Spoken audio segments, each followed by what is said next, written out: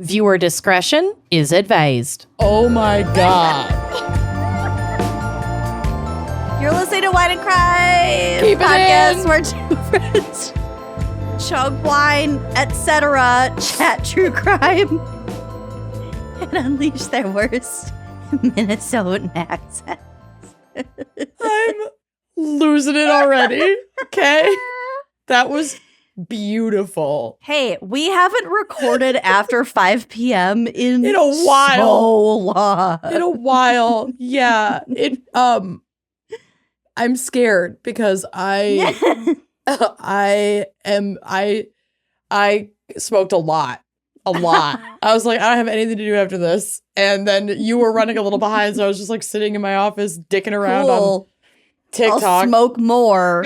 Like, what else am I gonna do? And now I don't know. Who are we? I'm Amanda. Who are you? Yeah, I'm Lucy. Holy shit. I'm so happy. This is amazing. Oh God, yeah. This is our first nocturnal, like, post-sunset recording. In a long It's been time. a fucking minute, so it might get a little bit weird. Today, we are bringing you a very special fan pick, and this one comes from Bonnie and Clyde. Bonnie N. period. Clyde. Not anyone asking to be anonymous No. at all. I'm sure that's their definitely on legal name. Yeah, that's on their birth certificate, babe. Mm-hmm.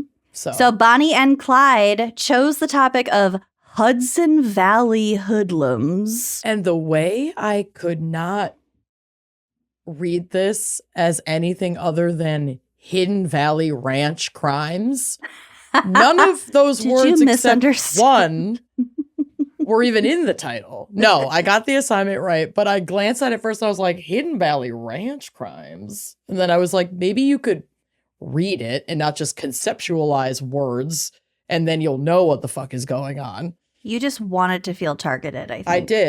I did. What else is new? I always want to feel targeted. Always the victim, Amanda Always. Jacobson. The Amanda Jacobson story. Also, I couldn't decide between my I am not well hat and my I hope this email kills us both hat for tonight.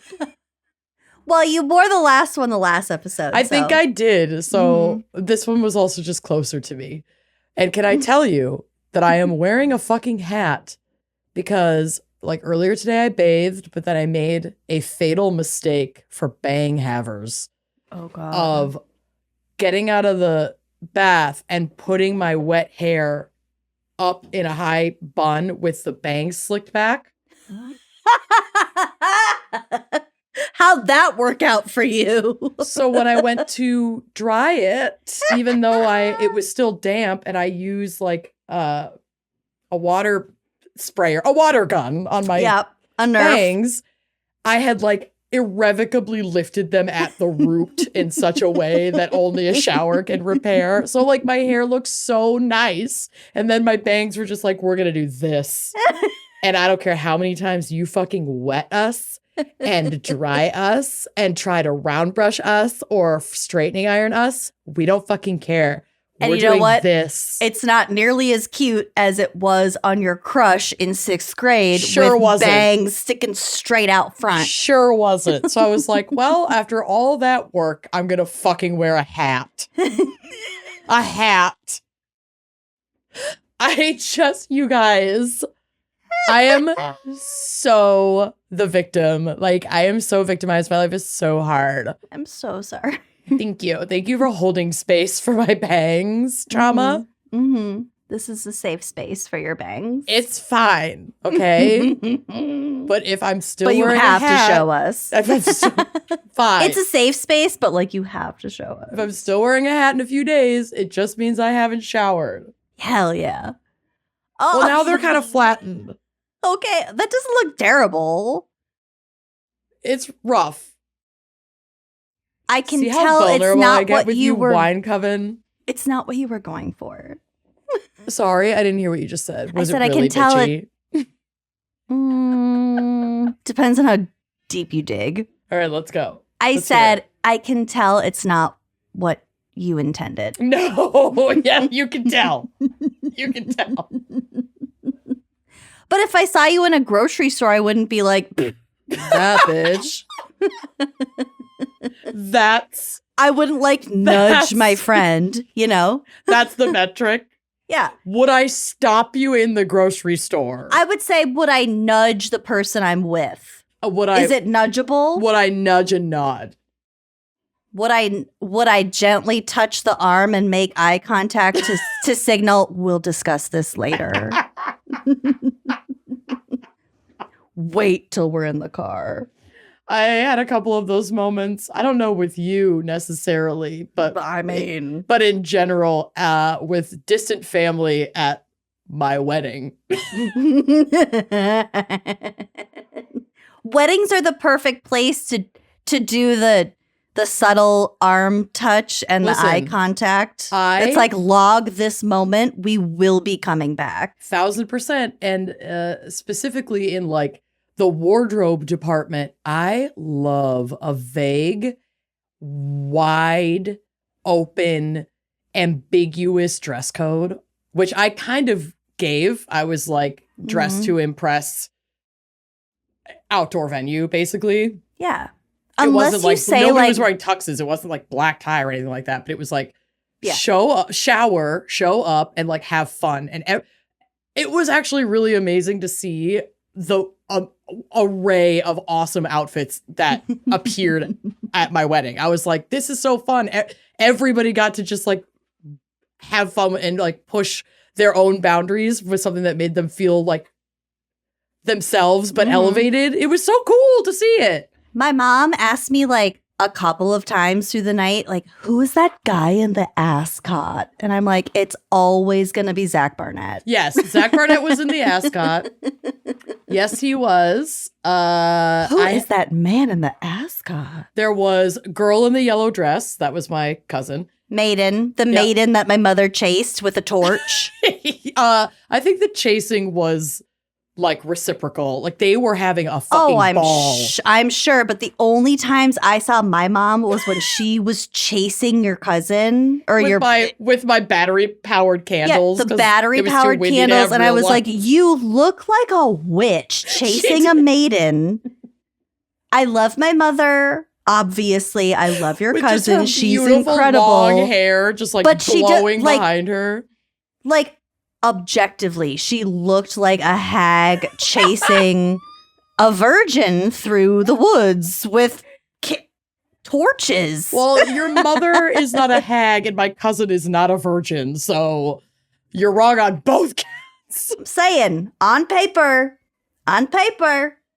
It did not look like that. It was so funny. Of course she's not a virgin. The gays in their custom suits that they had matching shoes for, like the floral suits. With their choreographed dance. Those were different gays. Oh, Jesus. I know. I wish if I had a fucking time machine, that's the day I would go back to every minute. God, what the fuck are we talking about? Hudson Valley. Hidden Valley Ranch. Hidden Valley. Jesus Christ. Okay. Fan pick from Bonnie and Clyde. Amanda, what is our wine crime pairing for Hudson Valley Hoodlums? Flashbacks to our weddings. I fully forgot that we were like on a work call. I went to a place where it was just you and me chatting. Yes. I'm been there. So sorry about that. I've been there myself. I'm going to come back now. But you're like, she's not a virgin. She won't be mad. Hi, Priya. She won't be mad. Pre. So I am shouting out a very cool winery in the Hudson Valley region. And we will talk a little bit more about the Hudson Valley region, but it is like an OG hardcore viticultural area. And the Benmarl Winery has been kicking for like almost a century now. Damn, no, Benmarl. That's not true. Not almost a century, but many decades. Benmarl Winery. Cool. So they have a winery that you can visit. They have like events and all of that fun stuff, but then they also have a really beautiful inventory of wines that they produce and sell. They have a red blend, they have a Cab Franc, they have a white blend, they have a Malbec. They have like reserve Chardonnays, reserve Rieslings. They have a stainless steel Chardonnay that I actually really want to try. Ooh. Dry rosé.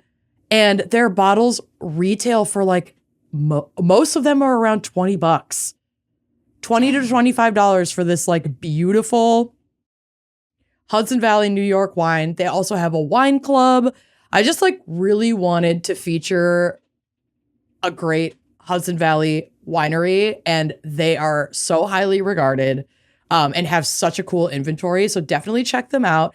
Their website is benmarl.com, Benmarl. It's all one word. It's like the last name of the people who founded it. And I believe they do ship some of the wine that you can buy, but it just depends on your state. But if you live in the area, the grounds are stunning. Like, damn, the pictures, it legit reminded me of Tuscany. I was like, this is in New York? Damn. And like, I lived in upstate New York, and I know that this isn't technically upstate, like it's Catskills area, kind of whatever. Okay. But like, it's all that to say, it's very, very beautiful north of Manhattan. Mm-hmm. And I was even shook by some of the photos of this winery. Like, it just looks so gorgeous. I feel like a lot of people say upstate New York to mean not Manhattan or like New York City. Yeah, pretty much. Boroughs and stuff. Yeah, pretty much. It's widely used. But then real upstate New York people are like pissed if you're too far south because they don't want to be lumped in with that. Oh, well, everyone Fucking in Manhattan fair. just calls everybody upstate. I agree. First of all, Rochester bitch here. I agree. it's a long state too. It's Like, huge. Actual upstate New York. That's like is saying everything real else, far up. everything north of Minneapolis, St. Paul is Duluth. Like, no, it's fucking not. There's 3.5 hours in between there, bitch. Yeah. There's Also, like times Central two. Minnesota exists, Mm-hmm. as does Western, Eastern, Northern, Southern, Southwestern, and Southeastern Minnesota as all like distinct regions. It's a big ass state. So Minnesotans really do relate to the New Yorkers in that way. We're Yeah. just like you. We got you. We see you. We're holding space for you. You're just a red-blooded American who wants to crack a vape and talk about true crime just like us. So I did a little more peeking at the Hudson Valley viticultural region and found this really cool article in Forbes magazine, which, like, say what you will about Forbes, they actually have a lot of really fascinating shit about wine that I appreciate. So it is a resource that I use frequently. They say, I pulled a couple of my favorite parts from this article that they wrote, but the Hudson Valley, expanding upward after a 45-minute drive north out of Manhattan, became the United States' first wine region when, lore says, French Huguenot settlers planted grapevines more than 300 years ago in what is now Ulster County. In 1982, the zone earned itself an official AVA, the Hudson River region, today rich in quality hybrids and suitable vinifera. So like a lot of different grapes, a lot of hybrid grapes, which we know can withstand. Vinifera. Yeah. I Which like can withstand, that word. the hybrid grapes specifically can withstand colder temperatures. Mm-hmm. The Hudson River region has been referred to as one of the most complex geological regions in the world, notes the New York Wine and Grape Foundation. The grape lands in the area are in a geological division known as the Taconic Province. Glacial deposits of shale, slate, schist, schist, schist, schist, and limestone. Sheehan. Mm-hmm. While the Hudson delivers Atlantic Ocean breezes here and its own waters serve as a warmer counterpart to winter's freezing air temperatures, these wines are also shaped by New York's shortest growing season. Because New York is cold, but so like the growing season in the region is short, but the very specific geographical and like geological aspects of the region prolong just that spot's wine growing time because of how like warm water and warm air and like it's so fucking nutty. So it's not logically like just because of its, latitude, for example, it's it wouldn't be a logical wine growing region, but because of those specific circumstances, that it's like, well, if you fucking watch Parks and Rec, it's like Pawnee and Eagleton. Stop I know, I'm targeting sorry. me. I know, I'm sorry, but it's really starting to get in the way of our friendship, and I've made this clear. I know. I just don't have that many hours to devote. Like, away from New Housewives. You have a kid or whatever. No, I get it. I'm not talking about Parenthood. I'm talking about New Housewives. That's also fair. The weekly new episode Bravo schedule. Yeah, it's grueling. It's grueling. It's like having a second kid. I gotta get the flu. I gotta get something that just knocks me out for like a full week. Mm-hmm. Fingers crossed that I can watch Parks and Rec. You'll get there. I will. So this region has spans of 180 to 195 days in their like time frame for growing. Gestational period. Yep. The AVA's longest seasons are, for scale, the Finger Lakes' shortest. So it's possible they're explaining like the Finger Lakes are really close, but the weather is just so different. So they say here it's possible on a late March drive past sun-strewn, still leafless trees on curvy 2-lane roads to suddenly wonder if you've noticed a few pretty snowflakes, then watch them gather rapidly into a snowstorm, complete with icy roads, flanked by Columbia County's soft and blurry slopes. Scenic, but not a helpful weather clue. A half-hour drive south, same county, not a trace of white. Oh. So you could drive 40. It reminds me of like when I was driving from Phoenix to Flagstaff in Arizona. It's like 1 hour you're in the desert and then you're in like lush evergreen with snow on the ground, getting closer to the Grand Canyon. Like it's kind of a trip to experience. Like the whole state of Colorado. Yeah, exactly. The New York State Wine Farm License Program was launched by New York Governor Hugh Carey in 1976, and it issued its first permit to Benmarl Vineyards and Winery in Ulster County's town of Marlborough on the river's west bank in the AVA's southern portion. Land under vine since at least the 18th century. So yeah, I guess it has been around for like a century. Wow. Owned then by Mark Miller and bought in 2008 by the Spacciarelli family. America's oldest professional vineyard, writes Tessa Edick and Kathleen Wilcox in their 2017 Hudson Valley Wine, A History of Taste and Terroir. This particular region had been growing grapes since 1772, and when it was incorporated as the village of Marlborough in 1788, the powers that be selected a cluster of grapes as its symbol because they'd been growing there for so long. So I just thought that stuff was really interesting. From that Forbes article is really cool. I never would have known that New York State has like such a varying terroir, as it does, were. and winemaking in New York State is like very good. Very, very good. My dad worked for Canandaigua Wines for several years, and it also an absolutely beautiful vineyard, like not far from where our house was, just outside of Rochester. And we went to vineyards all the time. It's so gorgeous. It's such a beautiful state. Like really, if you get a chance to explore it outside of just New York City, it is worth it. It's just beautiful. Lovely. So yeah. Then I have a shorter case today, so I thought I would just like give you some more information about the Hudson Valley viticultural region. That is very helpful because I would never have chosen to explore that particular region when it comes to wines. But I mean, sounds very dynamic. I often shy away from cold weather wines. Like I like Minnesota wines, but I don't particularly love them. Like they're just not usually as dry as I prefer. But I've always really liked New York wines, and it's like the weather isn't vastly different. Obviously, we get colder here, but it was interesting to read about like how specific that spot is. Now it's like, oh well, that makes sense. There's so much aligning to make it like a perfect spot for cold weather growing. Yeah. So cool. Anyway, I just thought that was fucking cool, guys. So Very cool. If it's my rabbit hole, that means it has to be your rabbit hole. Yeah, my hole is your hole. My hole is your hole. So with that, should we take a quick break to hear a word from our sponsors and then come back and get into the criming of it all? That's a great idea. Let's do it.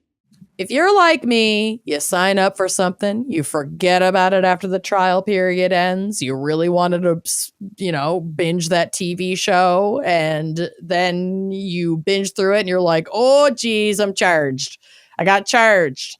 Month after month after month, I have forgotten to cancel that subscription. Listen, the subscriptions are there, but you're not using them. In fact, I just learned that 85% of people have at least one paid subscription going unused each month. I have more than one. I mean, yeah, I certainly did. But thanks to Rocket Money, I can see all of my subscriptions in one place and cancel the ones I'm not using anymore. And now I'm saving more money. Rocket Money is a personal finance app that helps find and cancel your unwanted subscriptions, monitors your spending, and helps lower your bills so you can grow your savings. We all need to grow our savings. Yeah. Let's be real. You can see all of your subscriptions in one place. You can know exactly where your money is going. It is so user-friendly. Mm-hmm. For subscriptions you don't want anymore, Rocket Money can help you cancel them. It's a millennial's dream. Rocket Money's dashboard gives you a clear view of your expenses across all of your accounts. So you can easily create a personalized budget with custom categories to keep your spending on track. You can see your monthly spending trends in each category. So it's like, oh, I'm spending 85% of my money on like wine delivery, food delivery. Maybe I should cook more at home. Mm-hmm. It's just a really easy way to like get your goals together. You also get alerts if bills increase in price, or if there's unusual spending activity, or if you're close to going over your budget. It truly parents you in that regard. And that's what I need. Their new goals feature automatically saves money for you, so you don't have to think about it. Pay off credit card debt, put away money for a house, or just build your savings. Rocket Money makes it so easy. They will even try to negotiate lower bills for you. They automatically scan your bills to find opportunities to save, and then you can ask them to negotiate for you. Rocket Money will deal with customer service, so you do not have to. Rocket Money has over 5 million users and has saved a total of $500 million in canceled subscriptions, saving members up to $740 a year when using all of the app's premium features. So cancel your unwanted subscriptions and reach your financial goals faster with Rocket Money. Go to rocketmoney.com/gals today. That's rocketmoney.com/gals, rocketmoney.com/gals. Today's episode is brought to you by Ollie. Clean, fresh nutrition your dog needs in 5 flavors they'll absolutely flip over. You don't have to be a veterinary nutritionist to know that feeding your dog real whole foods with minimal processing is one of the best choices you can make for their health. A perfectly portioned whole fresh food diet has been proven to extend your pup's life by 2.5 years. Who doesn't want more time with their best friend? With absolutely no harmful fillers, no preservatives, Ollie is made in U.S. kitchens with ingredients carefully sourced from trusted growers and producers around the world. Because the time between Ollie's gentle cooking and your dog chowing down is minimal. They don't need preservatives to extend shelf life. With 5 protein-first recipes like fresh beef with sweet potatoes, fresh turkey with blueberries, or fresh lamb with cranberries, yum. You might start thinking, dang, my dog eats better than I do. And that's probably true when it comes to Ollie. Their foods are like real they're real meals for your real dog. So this is how it works. First, you go to their website and you introduce them to your pup. So you fill out Ollie's 30-second quiz and they will create a customized meal plan based on your dog's weight, activity level, other health information. Then they give you expert recommendations. Ollie crunches the numbers and recommends the right recipes and daily portions for your precious pup based on hundreds of thousands of real dog results. Then you get your starter box. For any first timers, Ollie will send out your pup's first box with 2 weeks worth of meals and a guide of how to gradually switch them over to their new diet. They're gonna love it. Then you customize your plan. Ollie offers 3 meal plans to choose from, so you can choose between a full fresh plan, fresh topper plan, or a mixed plan with their freshly baked recipes for your special fur baby. They also have treats and supplements. Honestly, just looking at their website, it's like everything you need for like a healthy dog I know is available through Ollie.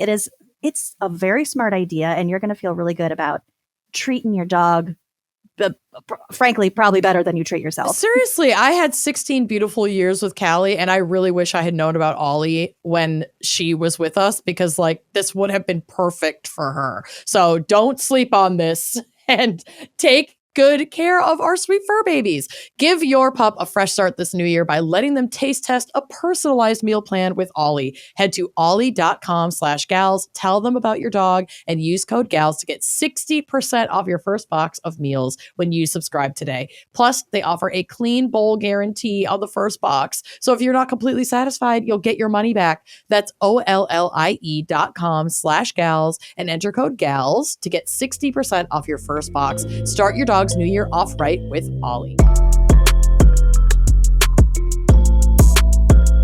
Lucy. Yes. What is our background, maybe psych, maybe a little case for Hudson Valley Hoodlums? Handsome Hudson Valley Handsome Hidden Hoodlums. Valley Ranch crimes. Hoodlums. So I wanted to explore, because born and raised Midwest, Minnesota to Iowa, that's it. Mm-hmm. You know, travel's not You've the same thing. traveled, but Traveled, you've lived. but living. Mm-hmm. I wasn't really sure what the Hudson Valley was. I know where it is and like Mhm. kind of what it is, but like I wanted to sort of explore, like, let's define what the fuck we're talking about first. Mm-hmm. So the Hudson Valley is the river valley of the Hudson River, which stretches from like Albany and Troy in upstate New York Mm-hmm. southward towards Yonkers and New York City. Yep. It was originally called the Mahicantuck, which means the river that flows two ways. Beautiful. I think because it's kind of split at the top and it's kind of split at the bottom a little bit, but Mm-hmm. But as white people are wont to do, it was renamed in the 1600s because of a British man named Henry Hudson. And the only reason I'm going to go into this colonizer's history is because the way he died is sort of spectacular. That's the only reason to compel us to talk about a colonizer. Yeah, pretty much. It's like, how interesting could you be? Oh, wait, the way you died. Yeah, cool, Okay. cool, your career. But how did he die? So not a lot of information about him because of just simply the year that he was born, which was 1565-ish. God damn. Not a lot of record keeping, good No. record keeping. My case is from the 1800s. Yep. And the record keeping was not great. So I ran into similar Mhm. issues. But yeah. Yeah, the mid 16th century. It was the 16th. It was the 16th in Britain, presumably. And then he disappeared in June of 1611 after his crew staged a mutiny Oh, hell yeah. in Hudson Bay, which are you familiar with Hudson Bay? I mean, I think so. If you picture North America, like Yeah. with Canada, Greenland, blah, blah, blah, Yeah. it's that big ass hole in the middle. cutout. Yeah. It's the cutout. Yeah. It's enormous. It's a sea. Yeah, it is, basically. And it has a weird little penis at the bottom. It does have a little penis. Not me looking at a map now. Oh, there's a picture on the drive. Oh, If you thank wanna God. see it. Of course you're going to. It's just enormous. It's just like it's like what mostly shapes North America, which is horrifying to me. So, June 1611, his crew stages the mutiny, and they basically kicked Hudson off of this ship because I don't know if I explained this. He was like a well-known explorer of this area, which we'll kind of get to. But they kicked him off his ship with his teenage son and like 7 of his loyalists. They put him in basically a dinghy and were like, here's some food and a couple pots and pans. See ya. And then they raised their sails and got the fuck out of there and went home. That sucks. Bye, bitch. They just got bye. There were some, like, basically rumors among the local Inuit communities about Hudson and his son, like, reaching a village, and then, like, Hudson died, and they sort of, like, hung out with his son for a little bit. But, I mean, obviously, Inuit rumors, no one at the time was taking this seriously. So it is really, truly unknown what happened to them and to him. Yikes. But like I said, he was very well known for planning and carrying out expeditions exploring the Northern Passage, which we've all seen that show on Netflix. I know, the Erebus and the Terror, and yes, your drunk dive. Yeah. Mm-hmm. No, that was a regular episode. What was the topic? It was like maritime murders or something, I think, or it wasn't that long ago. I know, that's why I think it was a drunk dive. I really don't think it was. Okay, well, either way, looking through the Northern Passage, trying to find a connecting route from, like, Europe to Asia. Mm-hmm. And he was so good at it that more than one company hired him to look for it. So he was just on, like, successive expeditions. Lead crimes. It was lead crimes that I talked about it. Yeah. Okay. That's what it was. But this is, like, sort of similar-ish time period, at least as far as, like, Arctic expeditions go. Yep, that makes sense. Mm-hmm. So also, the reason why they sort of, like, discovered these Inuit rumors that I mentioned is because there were people searching for the Erebus and the Terror. Mm. And the indigenous people were like, we told that guy, like, fucking 100 years ago. That's what happened. Nothing, like, whatever. Yes, we know. You don't know. Right. Along with Hudson Bay and Hudson Strait in Canada, many other topographical features and landmarks are named for Henry Hudson. So those are the Hudson River in New York and New Jersey, as we are talking about, and Hudson County, New Jersey, the Henry Hudson Bridge, the Henry Hudson Parkway, and the city of Hudson, New York. Okay. Kind of only throwing that out there in case you live near or in one of those places and you're like, oh, I didn't know who this was named after. There you go. Anyway, fuck that guy. Sorry about everything. But how you died was super... Pretty epic. Epic. There is a photo on the drive, which will, again, later be on the blog, of an artist rendition of him, like, floating away with... It's an artist's rendition, and that's his supposed teenage son, and, like, the look of horror in their eyes. Oh, that sucks. Look at his eye. Like, zoom in on his eyes. It's awful. Yeah. He does not look okay. And look, the guy laying also in the boat, just staring into nothing, like fully disassociating with a blanket in his lap. He's like, I was loyal to this fucking dude, and that's what happened to his me. eyes say everything. Everything. It's so dramatic. Fuck. That's a badass painting. I know. I mean, it kind of says everything with, like, the icebergs in the background and that's art in a nutshell. That's art, baby. That was real art. So touching on some pre-Columbian things here, this area, meaning the Hudson Valley, has been occupied by indigenous peoples for a very long time, like over 13,000 years. Mm-hmm. The primary tribes were the Lenape, the Wapinger, and the Mohican. Mm-hmm. There was a northeastern clan that kind of moved into the region that spoke a Lenape dialect, which was known as Muncie. So those people became known as the Muncie. That Muncie, Indiana. We'll get to Indiana. Oh, geez. Okay. So it was these Muncie people that greeted a certain Giovanni de Verrazzano. Ooh. Ever heard of him? Probably Damn. not.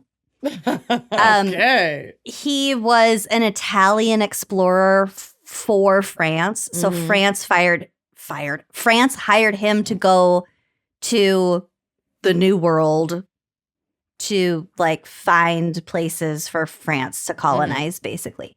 So the Muncie people greeted this guy who they knew as, like, a foreign white explorer. Mm-hmm. They met at, like, a very specific narrow part of the the Hudson River in 1524. Dang.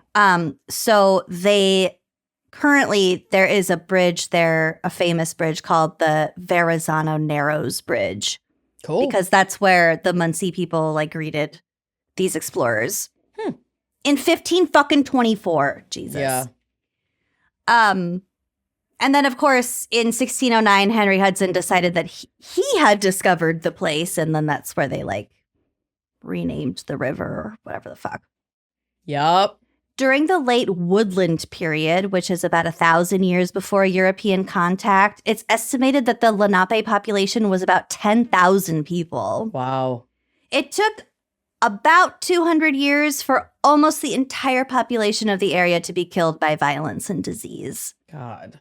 Other tribes, I think, don't quote me on this, including the Munsee or at least parts of the Munsee peoples, just given the Indiana thing, they first moved west, like to western New York, and then they moved kind of like down and around to Indiana and then up to Wisconsin in the 1830s. They were basically just trying to get away from the fucking white people. Yeah. Just like kind of. Yeah. Driven out of their own land. Driven out of their own lands, yeah. In the period leading up to European colonization, these peoples were agrarian in addition to being hunters. So they would grow corn, beans, squash. They would also bury caches of food, like underground in case of crop failure. Like a cold preservation using like the ground? Sort of, yeah. To keep it cold? They produced a surplus of food. So they would fish extra fish, like, harvest extra vegetables. They would smoke the fish. Oh, they would dry the meat. They would dry the vegetables. So they were preserving on their own, like with their own methods before even putting them in the ground storage. Yep. So they were preserving them, and then they would put them in these pits in the ground, and the pits were lined with bark, like tree bark, birch bark, to kind of help the preservation. I think that would just kind of keep moisture out of that area. Yeah, moisture, direct sunlight, the temperature fluctuations. Yeah, and then they just like buried underground, so it's kind of like a cooler. Yeah. Little Stanley cooler. That's no moisture. Brilliant. Preserve the cold because it's underground. It's going to be much cooler. This is like engineering minds have just been a thing since humans were humaning. And it will always blow my mind, whether it's talking about somebody like figuring out that you can essentially make a cooler in your backyard with a hole in the ground and specific food preservation techniques, or figuring out how to build like a bridge with every bit of modern day technology. It still blows my mind. I don't know how y'all's brains work like that, but thank God. Yeah. I mean, engineering breakthroughs that happen before we kind of assume that they did. I mean, for one thing, it points to the racism that is rampant in our educational system. 1,000%. Oh, aliens built the pyramids. No. It wasn't just slave labor and some really smart people put together. I don't yeah. So yeah, they had a lot of a room full of women doing arithmetic? What do I look like? What do I look like to you? A room full of women. A bunch of women doing arithmetic in a trench coat. Bunch of STEM girls. Jesus Christ. I'll never STEM. Oh, I'll STEM, but not STEM. Correct. So they had these very sophisticated methods that I'm confident no one paid attention to until relatively recently. And I'm also confident that we are not fully appreciating all of the ingenuity that they had in their day-to-day whatever. So they also lived in long houses, which are exactly what you think they are. Okay, that's why I was not going to ask. Sometimes with multiple families under the same long roof. Cool. One of the longest longhouses that they found in the Hudson Valley was 29 feet wide and 110 feet long. That's a long, skinny house. So I Googled what is 110 feet long because I wanted to like you really want to visualize it. I mean, I understand feet wide. That's like an 11-story building on its side. Like I know that it's long, but I want to know like how long, you know. Yeah. So I Googled it and AI suggested a blue whale. Huh. But upon fact checking, I learned that a blue whale is usually not more than 79 feet long. The longest blue whale confirmed at 98 feet long. Still too short. But if you think about an exceptionally large blue whale, that is the length. Wow. And then as far as the width, which I rounded up to 30 feet, it just said...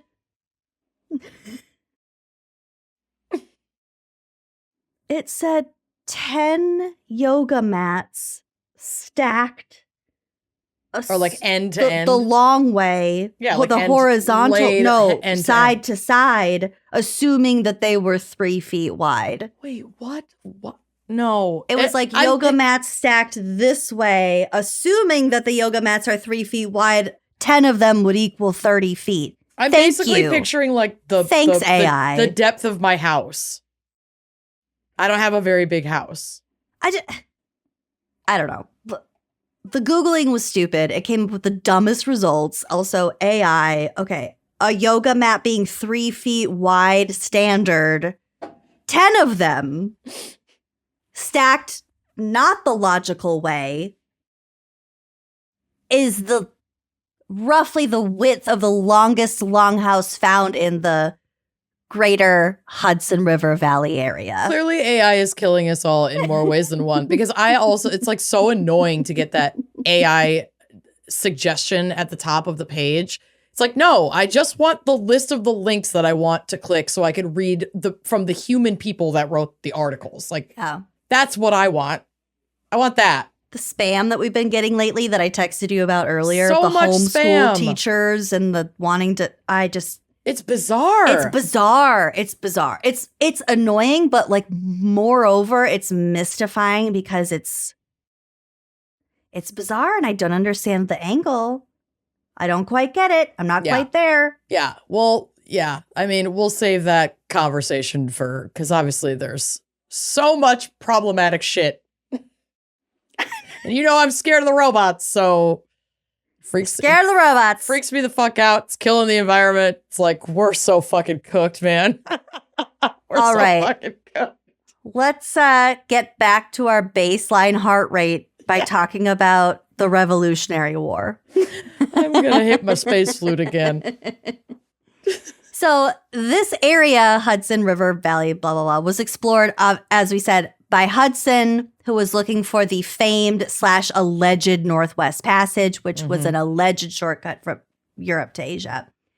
Surprise, surprise, Hudson realized that surprise. Realized that the Hudson River was not, in fact, the passage he was looking for. So the Dutch, who quote unquote owned the area, decided that it would be lucrative for the fur trade. Even though this wasn't their Northwest Passage that they were looking for, they were like, oh shit, this is probably important enough that we have to lay claim to it because it's going to expand our fur trade immensely, which it did, of course. And they established a colony named New Netherland, which again reminds me of like a type of Brazilian. Yeah, I know. I was like, that sounds like a shapewear company. New Netherland. New Netherland. Like crotchless underwear. Yes. Could apply in so many ways. New Netherland. It makes my crotch feel that minty way when you just get it all clear and it feels like you just rub toothpaste all over your vulva. Do you know what I'm saying? What products are you using? No, you just get rid of all the hair. So like the wind, like the air, cold. The air Okay, itself. It's like, ooh, it's minty. I thought you were talking about like up in there. And I was like, don't use like mentholy soaps on your hoo-ha. No, I'm talking vulva. Vulva. Got I it. tried to be specific. It obviously went over your head. Yeah, well, I don't know anything about anatomy. I only know I could pick out a mons pubis in a lineup anytime. That I can handle.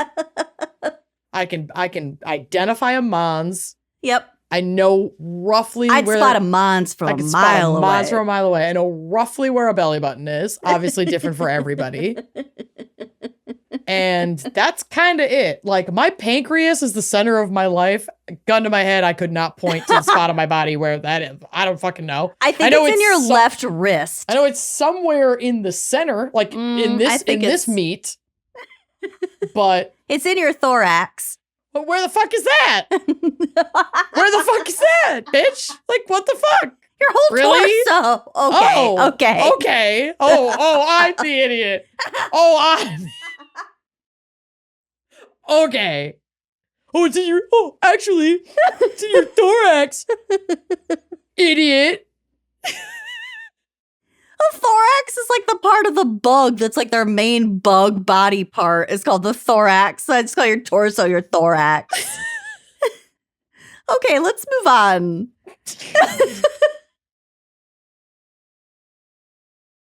Your So fucking- pancreas is in your big bug body. Yeah. Somewhere in there. It's in there Somewhere in there. under all that chitin. There were like more years than I want to admit as a diabetic child where I thought your pancreas and your appendix, never got those straight. Same organ. They're not. You can definitely live without one of them. Correct. Super not the other. Girl, I was not a science biology girly, okay? High level concepts. This is the general area in which my pancreas lives. It's an organ located in my body. Yes. Probably. Mine barely is, but yeah. Well, you got your pump, so sort of not even. It kind of lives outside my body.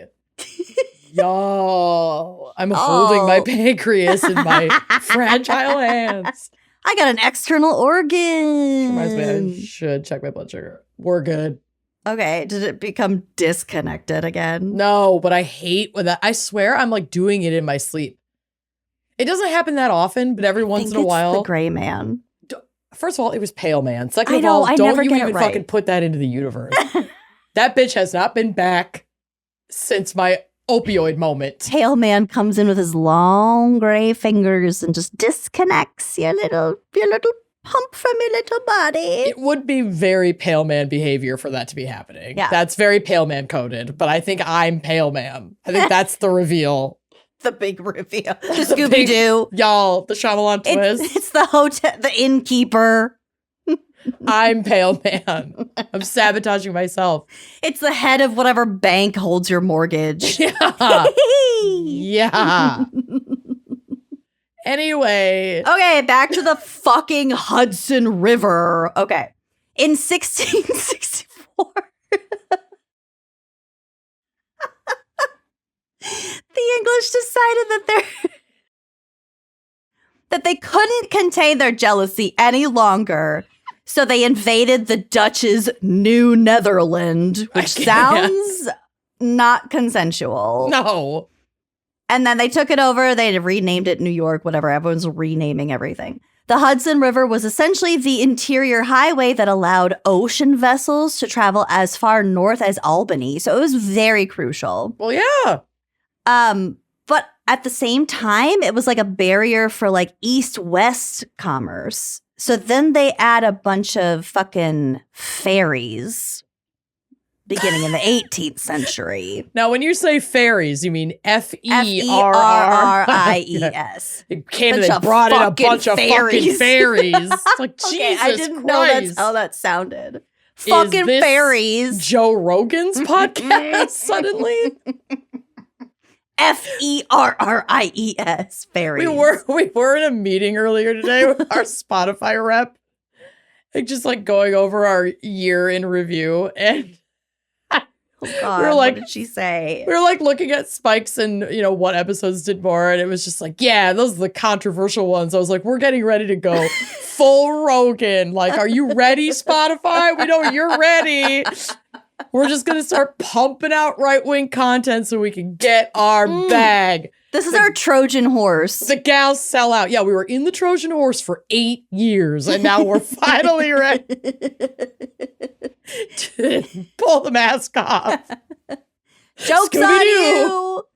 Yeah. We've been posing as really progressive feminists. My hair's not blue. None of these piercings are real. It's a filter. I draw my tattoos on meticulously every morning to maintain this image. That's why we're so behind on recording. That's why I am always late.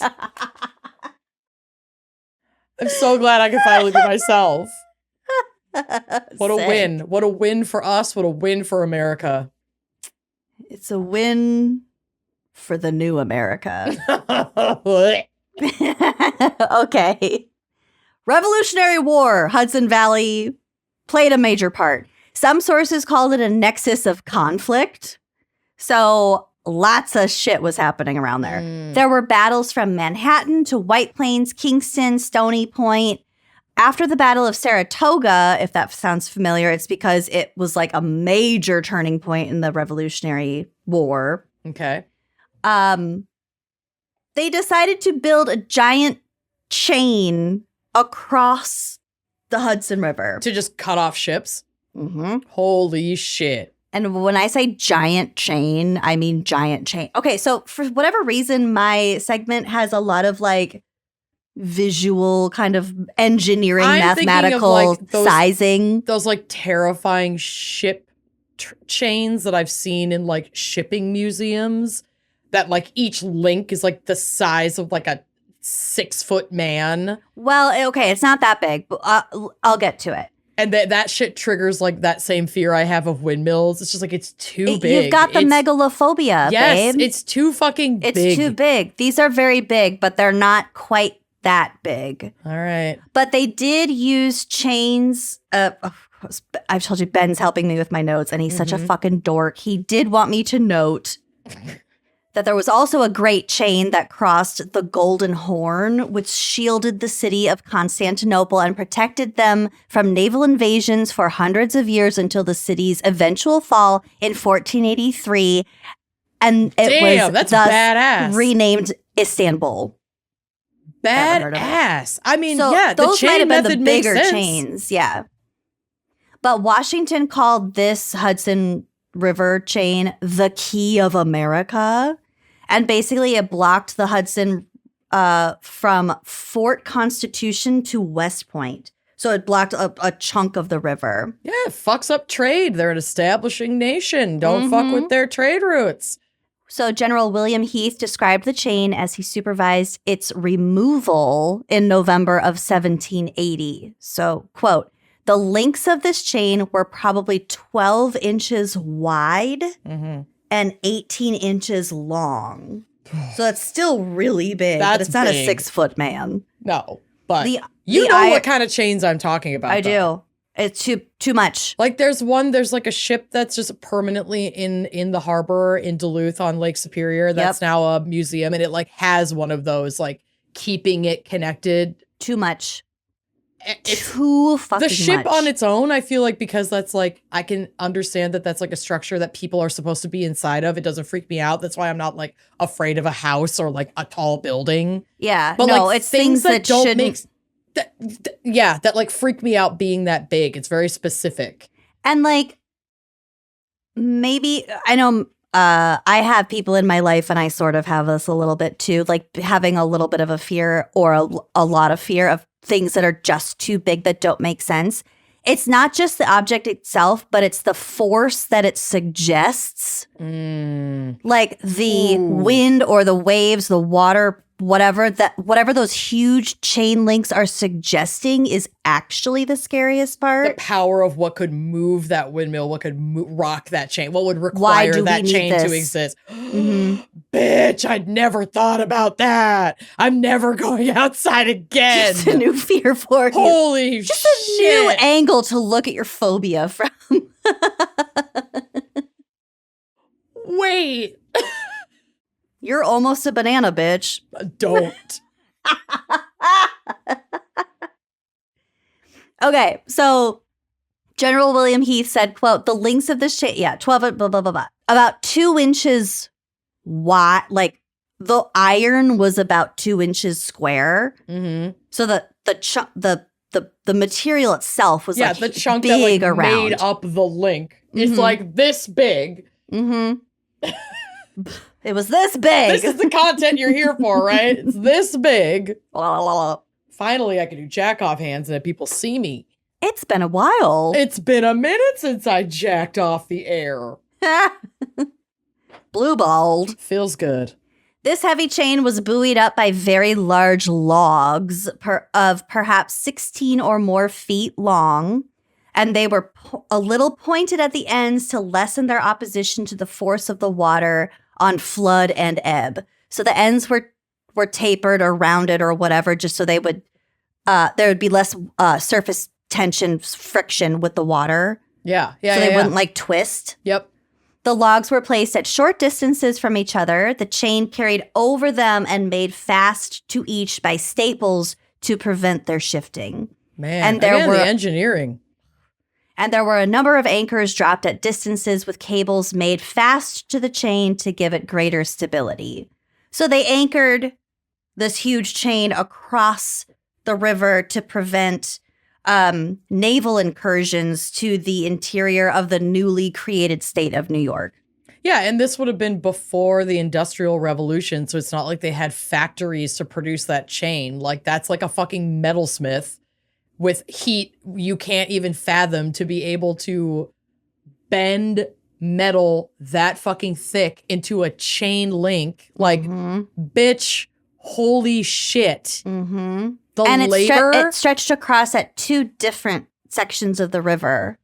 So and I think the river is like really, it's a big river. It's a big river. Well, if they're stopping ships that are capable of getting through there, then yeah, that's a big fucking, at least section of the river. Mm-hmm. Because I think it does get skinnier when it's like going into Canada, and that's why they're saying that it can make it as far north as Albany, even though I think the river itself still has connections all the way up to the Hudson Valley. Yes. Or the Hudson Bay. Mm-hmm. Yep. But they can't sustain like a ship like that for trade. Correct. Yeah. So funny you should bring up the Industrial Revolution. Oh, well, where there's a fucking river, there's an industrial revolution. Do shit. Fucking ruining everything and poisoning our water. So do tell. That and... So during the Industrial Revolution, the Hudson Valley became known both for American Romanticism as like a art, like painting style, as well as a kind of Gothic region in more of like the literary end of things. So like Legend of Sleepy Hollow, Salem, all the Salem lore.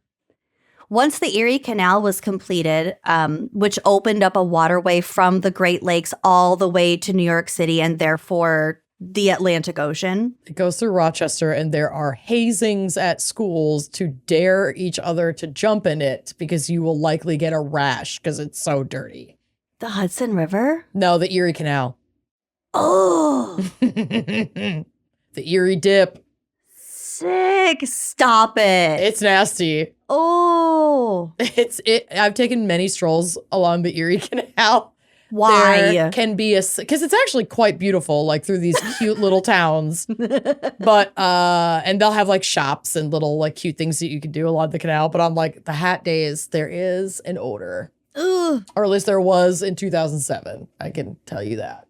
That reminds me of what's that weird little river in New York that's like the Walganis or Gowanus.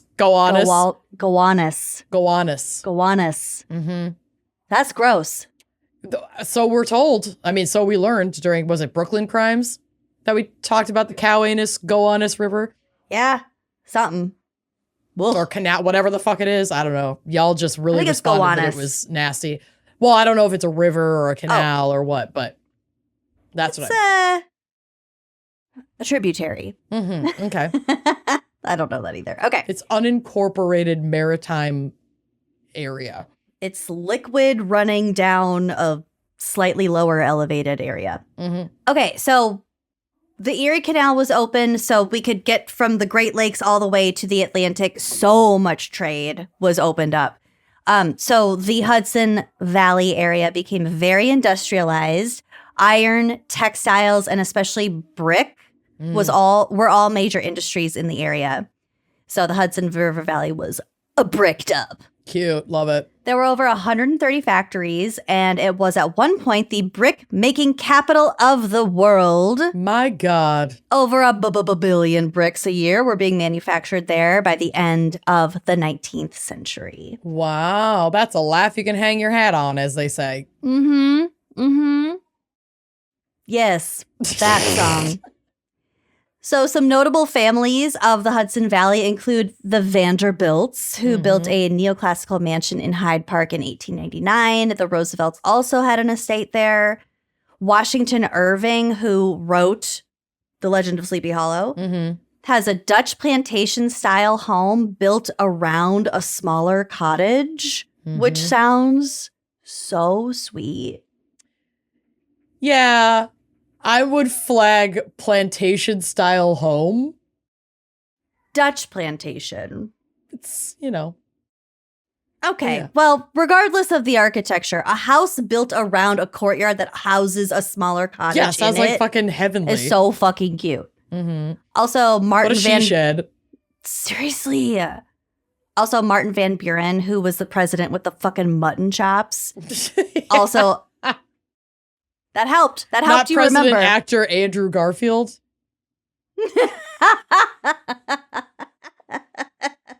If you were at trivia, you know what we're talking about.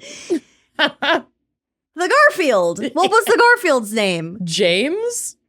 James Garfield. Hey Siri, Whatever. who is President James Garfield? James Abram Garfield was the 20th president of the United Okay. States, serving from Suck it. Andrew Garfield just sounded right, obviously.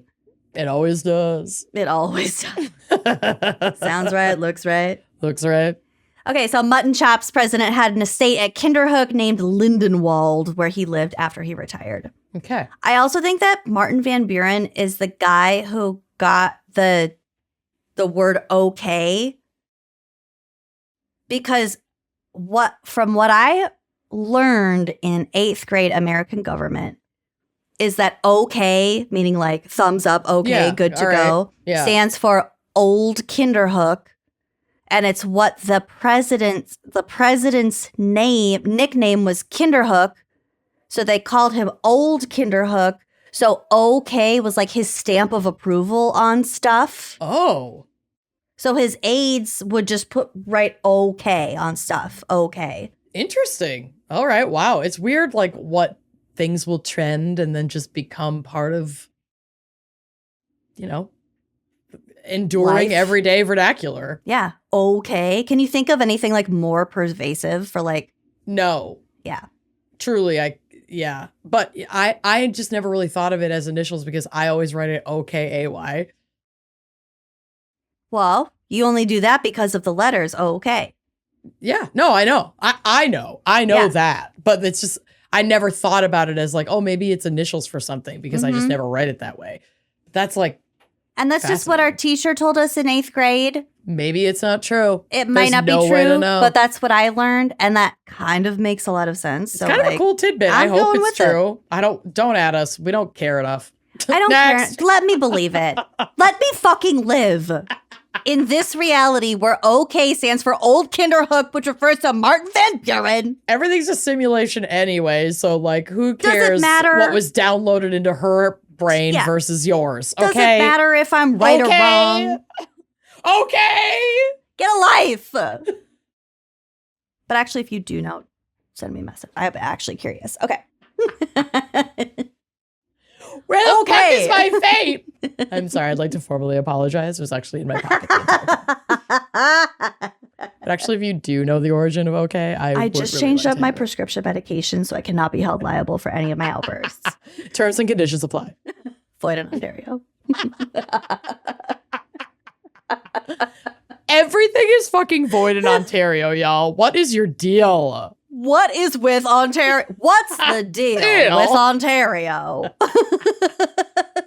We're so fucking unhinged tonight. Okay, we got this. We can do this. We're only an hour in. It's a past 5 p.m. recording. We're gonna be insane. Okay. No. Here are some fun facts about the Hudson Valley, as if we haven't covered enough already. It's been an hour and we're only on fun facts. I'm almost to my case, which isn't that long. Okay, it's fine. So the Hudson River is part of the Great Loop. You're gonna want to hear this. I'm listening. Which is a 6,000-mile waterway trek that, like, you shouldn't try unless you're a very experienced, like, boater, sailor. Yeah, babe, you don't have to tell me. I'm never going to try wet that. Enthusiast. 6,000 miles? 6,000. I'm good. Bye. Okay, so basically it goes from the Hudson River up to the Erie Canal, into the Great Lakes. So we have Lake Ontario, Lake Erie, Lake Huron, Lake Michigan. And then you go from there down the Chicago River, I think, to the Mississippi River, down to the Gulf of America. Oh, don't say it. Over don't to say that. Gulf of Mexico. Gulf of Mexico. We're not saying that. Over through the Florida Keys and then back up the East Coast, back up to the Hudson River. Damn. That's wild. I gotta tell you, I never think about the Hudson River. I only think about the Hudson as it pertains to New York City. Yeah. And I truly never gave thought to how long it actually is, spanning from the Hudson Bay down to the Gulf of Mexico or whatever. Mm-hmm. And I'm a Midwest elitist, so I only give a fuck about the Mississippi. Yeah. So, well, all of these waterways, estuaries, it's a lot. tributaries. That wasn't my brand of autism, was remembering any kind of geographical, historical, anything. Well, you really missed out. I really did.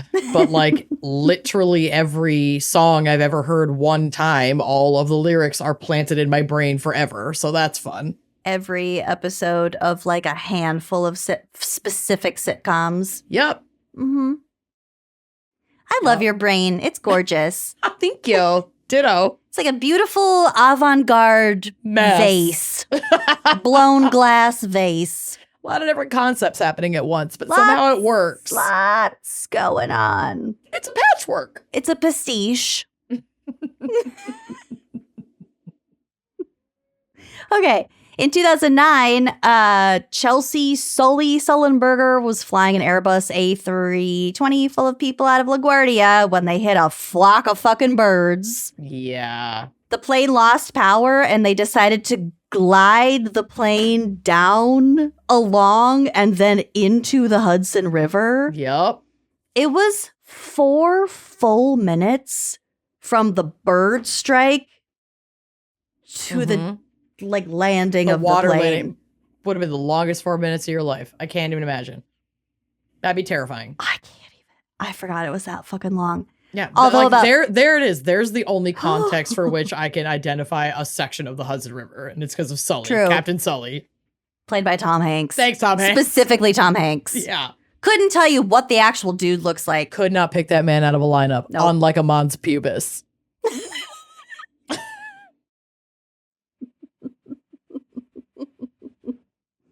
Well, but like a vulva. Right. Honestly, Captain Sully and a vulva. Spot the dip. Corporate wants you to spot the difference. The Venn diagram is just a circle. Sick. Okay, so although about 100 people got injured, there were no fatalities, and all 155 people were rescued via boats alive. Mm-hmm. Okay. The Hudson River School was a prominent art movement that drew inspiration from the landscape of the valley and included artists like Thomas Cole and Frederick Edwin Church. Mm-hmm. Lots of beautiful art came out of this. Okay, this is probably my favorite part of my whole segment. So here we go. Okay. So you know how like the Hudson River comes down and eventually kind of empties between Manhattan and New Jersey? Mm-hmm. And it kind of comes down like through the boroughs. And of course, like there are cultural jokes about like mafia dumping bodies like in the Hudson. So that's where the Hudson River empties and its offshoots that go down to the Gulf of Mexico. That's how they connect on that like 8,000-mile loop. Oh, it's a 6,000-mile loop. Or, sorry, and 6,000 miles. We go up the Hudson River through the Erie Canal to the Great Lakes, down the Mississippi to the Gulf of Mexico. But then and where then do they come back up to connect? the East Coast. Oh, so they go around. So They just go empties into the Atlantic. Yep. So they probably go up the East Coast to where the Hudson Bay empties around New York City and then Okay. goes back So, yeah, up they're that going way. down through the Gulf and all the way around Florida and back up. Wow. They're cutting a whole chunk through like down the middle of the United States and then like back up the edge. That's wild. Mm-hmm. Wild. What a weird trip. Yeah. So like kind of cultural jokes about like finding bodies in the Hudson, blah, blah, blah. Yeah, the gang, the mafia stuff. So this is from an article from the National Institute of Health. Quote. Is this your case? No. Oh, Jesus. This is just okay. a snippet of a quote from an NIH article. Quote, we reviewed the case records for all decedents recovered from the waterways of New York City over a 3-year period, which was from 1997 to 2000. The epidemiological profile, circumstances, toxicology findings, putrefactive changes, date of recovery, length of immersion, and injuries were all examined. So they found that there were 123 deaths. There were 52 suicides, 50 undetermined, 16 accidents, and 5 homicides. So that rumor was not based on really any truth. It was not even predominantly used for homicidal dumping. Well, it was all just like cinematic, like Hollywood mafia, blah, blah, Yeah. blah. I mean, honestly, if I were in the mafia, the last place I would dump someone, unless I was in a real hurry, is a river. Yeah. So the causes of death of these 123 deaths included 97 drownings, 13 undetermined, and 13 quote unquote other. Of all the floating decedents, Oh, Jesus. 27% were without putrefactive change. I think that means that they were fresh enough that they hadn't started the putrefaction stage. Okay. If they were, recovered floating, then that would indicate that they were fairly fresh. Like those gases and air are still in the body. Well, all of the bodies that were found after 2 or more weeks of immersion were recovered between November and May. So cold, frozen. I think they, sections. yeah. Okay. But anyway, that's so cool. That is cool. I mean, it's awful, but it's awful, fascinating. of course, but like it's really cool. Mm-hmm. Okay, so I do have a case for us. I'll get through it kind of quick. So I don't know if you're familiar with like the BLA or the M19CO. Mm-hmm.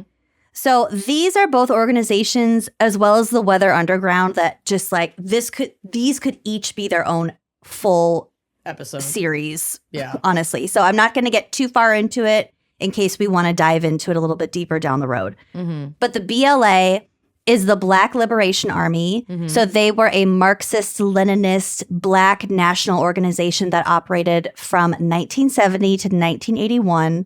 And their stated goal was take up arms for the liberation and self-determination of Black people in the United States. So this was comprised of former Black Panther members, I was and going to say, I thought they were an offshoot of the. they're an offshoot of the Black Panthers and also of the Republic of New Africa. Well, I don't know if they were an offshoot necessarily of that group, but they were at Founded least made up of members members from these groups. They operated above ground before going underground to continue these activities. Basically, they were looking to raise money for their cause. M19CO was a U.S.-based far-left revolutionary group formed by members of the infamous Weather Underground organization. If I don't know if you're familiar with Weather Underground, but I'm not very familiar with them. Like, I've heard of it, but it was domestic terrorism. They like mailed bomb. They planted and set off bombs. They were political extremist domestic terrorist. What is pertinent to this case is that the BLA members were Black, and I think most, if not all, of the M19CO members were white in this case. I'm not saying all of the members were Black and white, but like the people involved in this case, I'm pretty sure it was like Black and white group. Yeah. But yeah, I want to talk about the Weather Underground in like a future episode because it's really intense. So their goal of M19CO was to build the consciousness of action to pave the way for a people's militia, and they were active from 1978 to 1985. So they had similar goals. Basically, at this point, their aim was to get money to support their work, basically. To build their respective militias because there was shit coming up. You know? So the year is 1981. The date is October 20th. Okay. Endless Love by Lionel Richie and Diana Ross is at the top of the charts. Ooh. Malls were a very big deal. Hair is getting bigger. Shoulder pads are shoving their way into the doorways of our closets. And Halloween 2 is hitting the theaters. Oh my God. That was 81? 81. Damn. Nanuet, New York. If I'm not saying it right, don't fucking let me know. This is how we're saying it. Nanuet. A small town. In 2020, the census had the population around just short of 19,000 people. The town is on the Hudson River, north of New York City. It's pretty affluent. It was originally called Clarkstown, but in 1856, it was renamed at the suggestion of the Muncie chief Nanuet. So that's where the name came from. So we have our BLA members. They consisted of Kawasi Balagoon, Sekou Odinga, Mitiari Sandiata, Samuel Brown, and Mutulu Shakur, who happens to be Tupac's stepfather. So there's 1, 2, 3, 4, 5 members of the BLA and 1, 2, 3, 4 members of M19CO, and those were David Gilbert, Judith Alice Clark, Kathy Bowden, and Marilyn Buck. So on the morning of October 20th, Kathy Bowden picks up a U-Haul truck and drives it to and parks at a nearby parking lot close to the Nanuet Mall.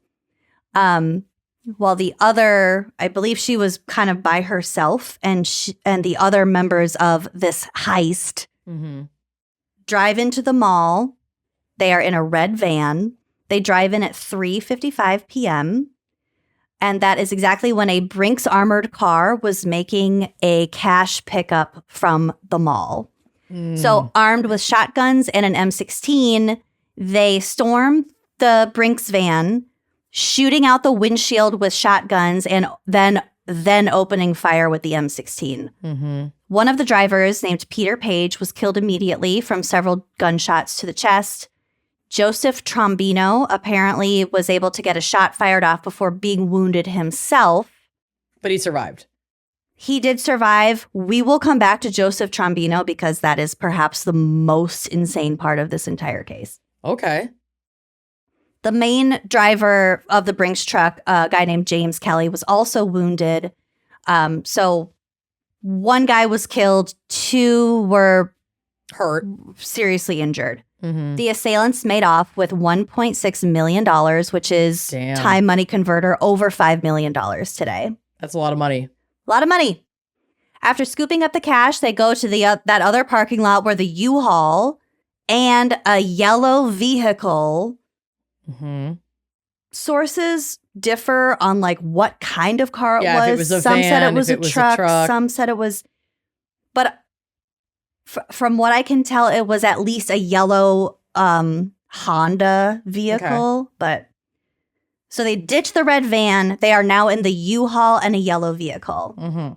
A college student apparently witnessed this part. Okay. People the jumping vehicle exchange. from the red van into the U-Haul and the yellow vehicle. And someone was like, this doesn't look right. There's like fucking 11 people with several bags. Yeah. And guns. So that person called the cops. Officers from all over were converging on the mall and looking to block off all the escape routes because they didn't know at the time where they had gone. They just knew that this action started at the mall. Yeah, they left the mall, babes. So soon, several officers spotted and pulled over the U-Haul truck along with the yellow vehicle. So they approached the U-Haul with their guns drawn, but they weren't entirely sure it was the right vehicle because the people...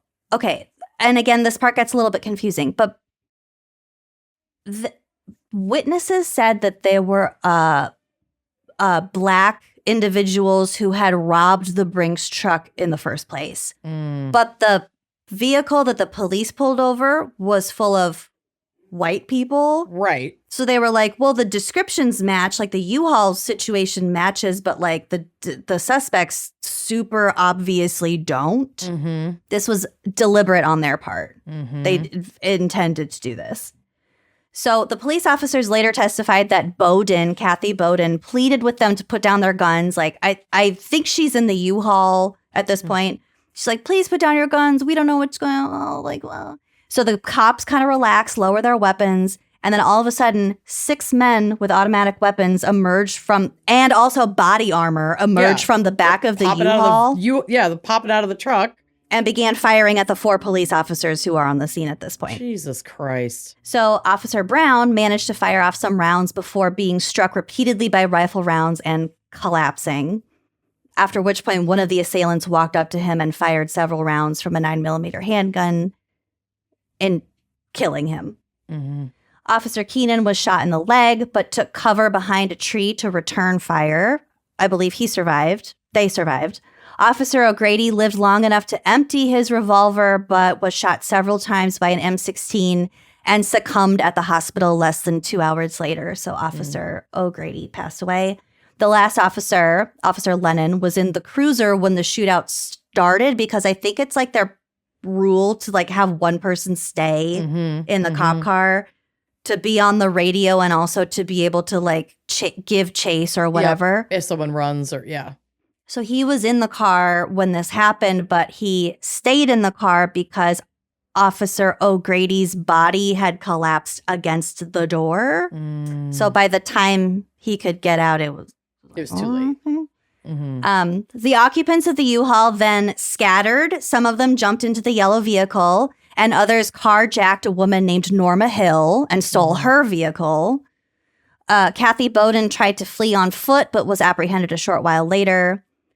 Clark, with Gilbert and Brown in the yellow vehicle, took a turn a little too quick and crashed. An officer was able to hold them at gunpoint until backup arrived, and after the trio was arrested, they found $800,000 in cash, which, mind you, was only about half of it. Yeah.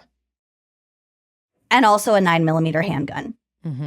So police start tracking down the license plates of these 2 vehicles and end up at an apartment in Mount Vernon where they found bloody clothing, guns, several detailed maps of police precincts, probably trying to like calculate how long it would take them to get there. Yep. And also they found that the apartment was rented by Marilyn Jean Buck, who was one of the members of the M15CO group. Apparently, the bloody clothing belonged to Marilyn Buck, who accidentally shot herself while trying to draw her weapon during the shootout. Sorry, bitch. Should have practiced. Yeah, that was deeply unserious of you. Yeah. So the cops went around the area of this apartment building and like wrote down all of the license plate numbers of cars that were just parked in the area to just sort of track them. So 3 days later, they matched a white Buick with one of these plates, and police attempted to pull it over. The occupants drove off, crashed again. There was another gunfight that left Sundiata dead from gunshot wounds to the head and the neck, who was one of the BLA members, and then Odinga, another BLA member, was captured. A few months later, 3 more of the individuals were captured. Buck was arrested in 1985, and Shakur, who was accused of being the ringleader of the whole fucking thing, was captured in 1986. So Gilbert, Balagoon, and Clark went to trial first. They interrupted court proceedings repeatedly, railing against the government, calling the robbery a, quote, expropriation of funds that was needed to form a new country along with select southern states. They were like, we're owed this money. This is already our money. We're just getting it. And their only witness was Odinga, who either had been tried previously because he was arrested first, or he had like way previously been convicted of multiple bank robberies like before all of this. Unclear. But if he was their only witness, of course, the court would be like, that's not a great witness to have. Right.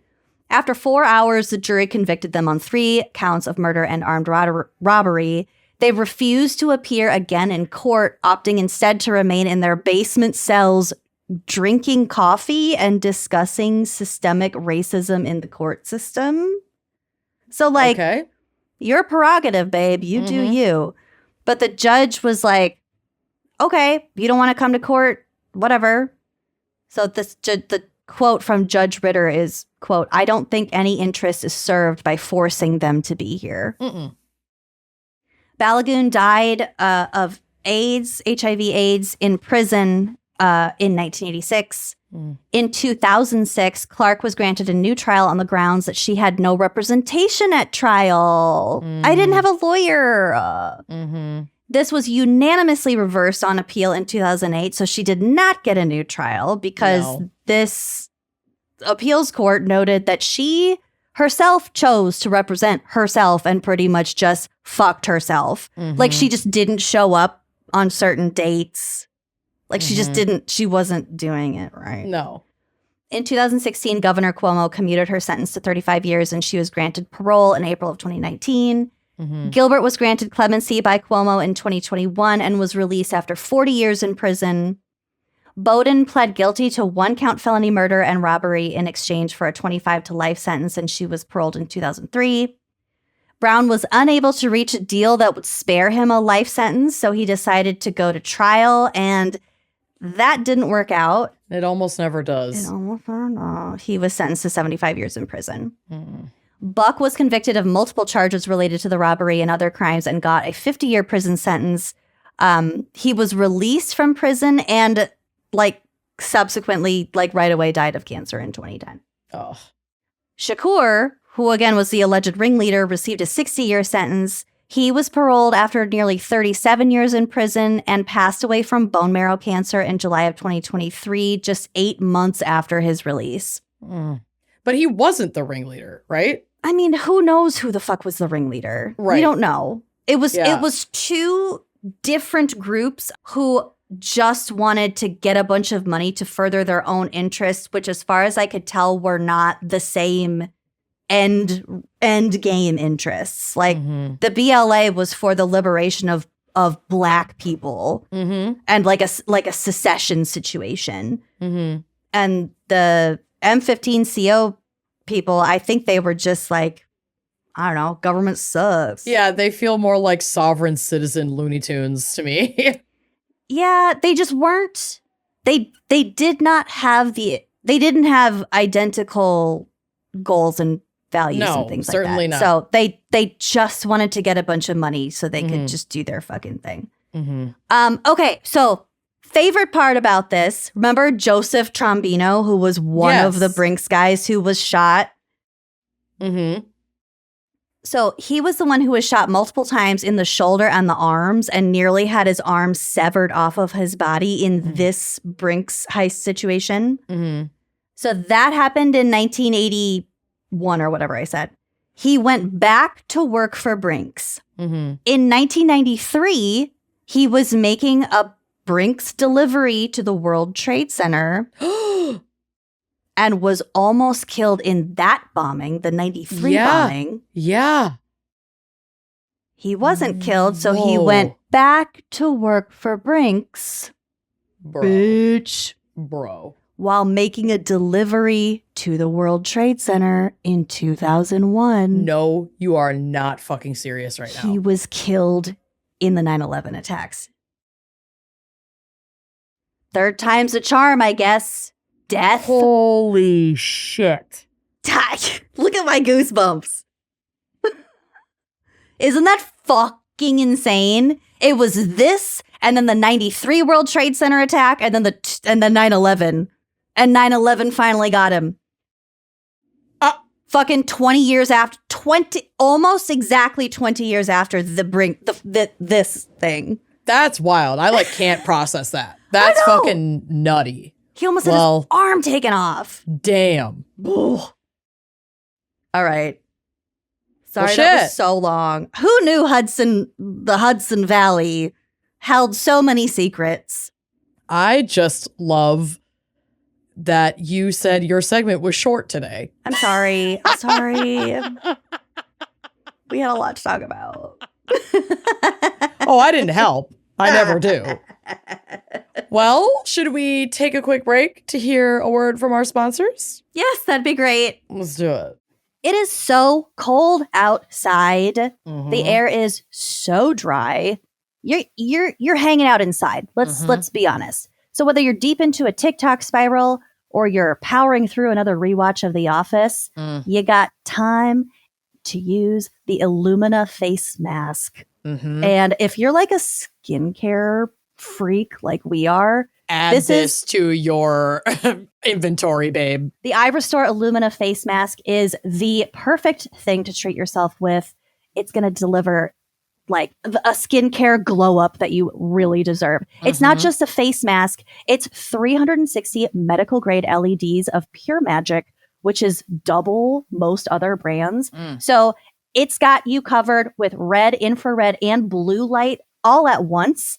So you put this on your face, you just chill out, you do whatever you're going to do. And at the same time, you're tackling wrinkles, acne, and inflammation like a boss. For a limited time, our listeners can save $205 off the iRestore face mask at irestorelaser.com/gals25. Head to irestorelaser.com/gals25 and give yourself the gift you really wanted this season. I love this thing. I look a little strange wearing it. I'm not going to lie, but I can pop this on. It has this little battery pack that can clip to your shirt. So I can pop this on when I'm doing the dishes quick. That's 10 minutes. When I'm vacuuming quick, that's 10 minutes. It's you can add skincare to your regular routine that actually kind of makes the things the chores in my house that I typically dread doing kind of fun, because I'm also caring for my skin in this really extensive way while I am, elbows deep in a pile of nasty dishes. I'm obsessed. And iRestore is so confident in their products that they offer a 12-month money-back guarantee, so you can gift it risk-free or just get it for yourself risk-free. If your skin doesn't look healthier, you'll get a full refund. No awkward questions, just results or your money back. With just 10-minute sessions 3 to 5 times a week, you or your loved ones will see brighter skin. You got to do dishes at least 3 to 5 times a week. Why not pop the mask on while you're doing them? Start the new year with a radiant glow, whether it's for a spouse, a sibling, a friend, or baby, get it for you. Treat yourself.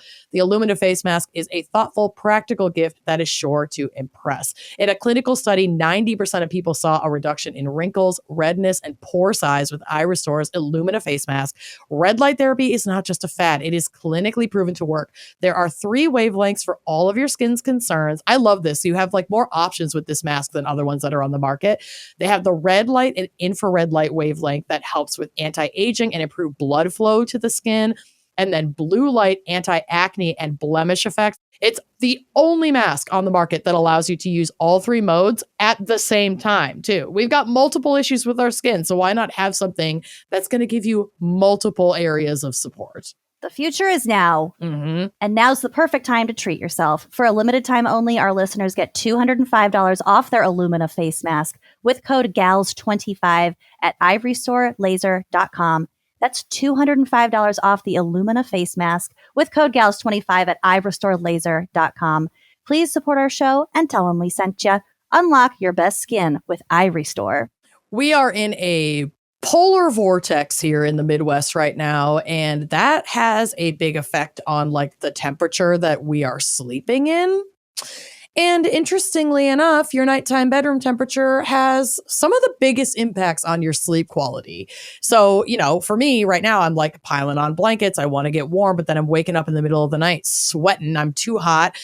Or if I've kicked off too many blankets and I'm too cold. If this sounds like your struggle, I highly recommend you check out Miracle Made's bed sheets, because Miracle Made sheets are inspired by NASA, baby. And they use silver infused fabrics that are temperature regulating so you can sleep at the perfect temperature all night long.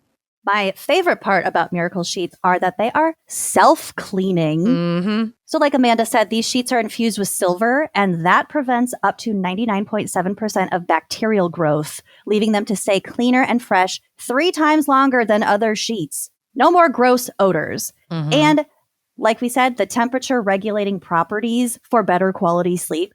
It is stunning how big of a difference this makes. Mm-hmm. Using silver infused fabrics inspired by NASA, Miracle Made sheets are thermoregulating and designed to keep you at the perfect temperature all night long, no matter the weather, so you get better sleep every night. These sheets are also designed for your skin. So like I said, stop sleeping on bacteria. That's gross.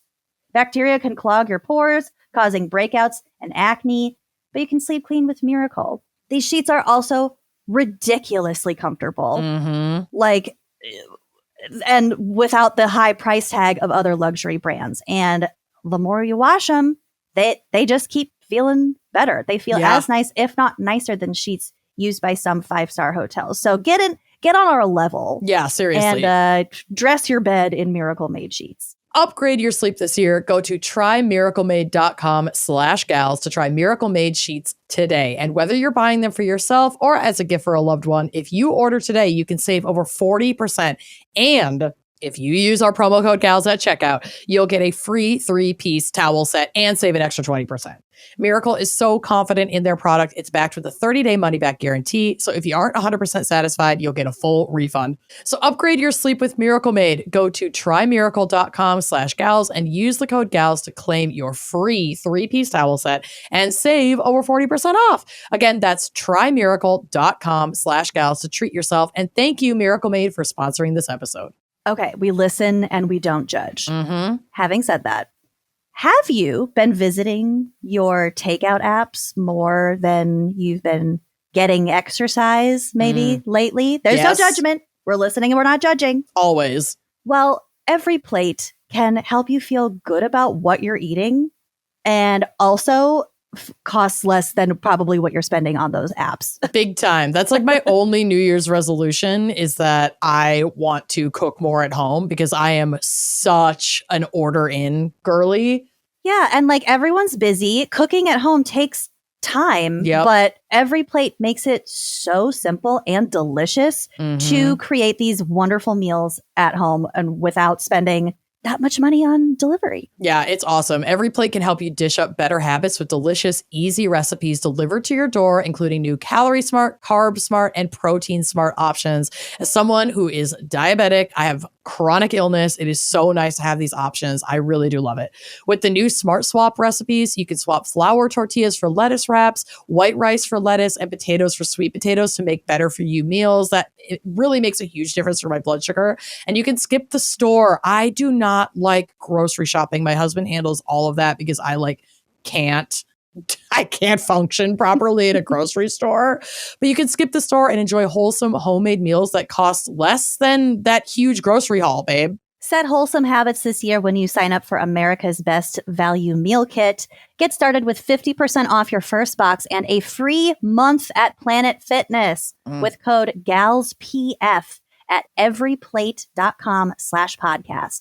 Every Plate offer valid with auto-renewing subscription. Planet Fitness offer valid with $1 down due at Black Card membership sign-up. Additional restrictions apply. See everyplate.com/podcast for details. That's 50% off your first box and 1 month free at Planet Fitness with code GALSPF at everyplate.com/podcast. Are you ready for my case? I am.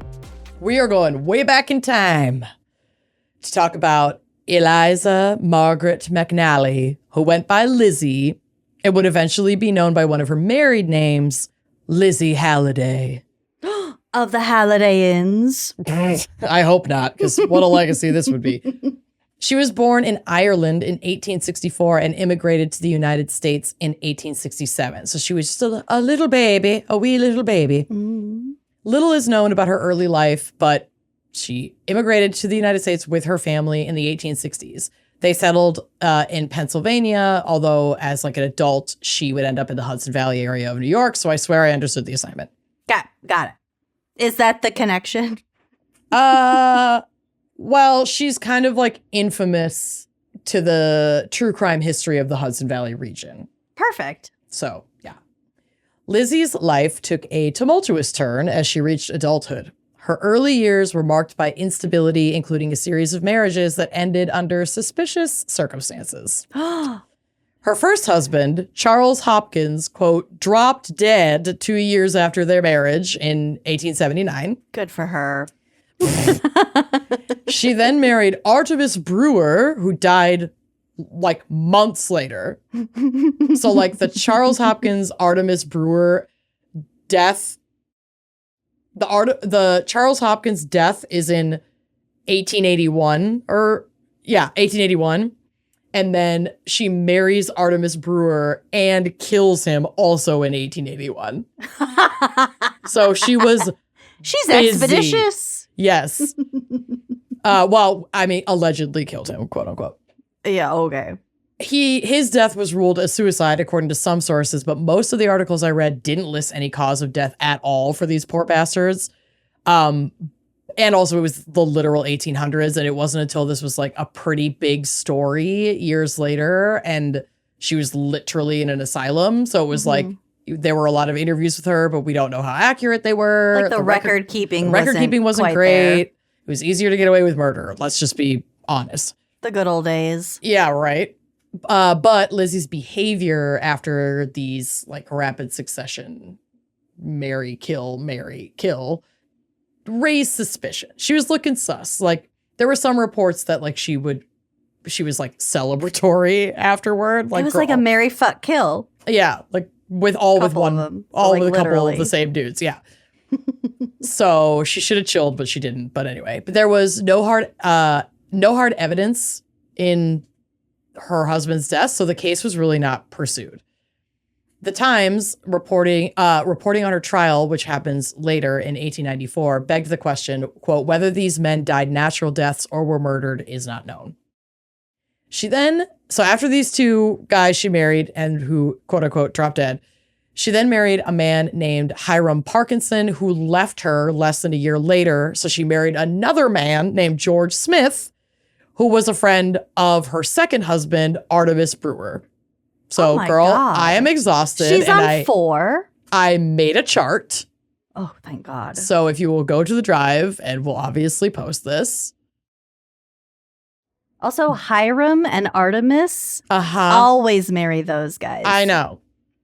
So we'll get into the rest of these people, but here God, you your see. chart. Oh my God, her photo. I know. Why'd you do her so dirty? Me? I didn't draw it. You But chose that's like one of it.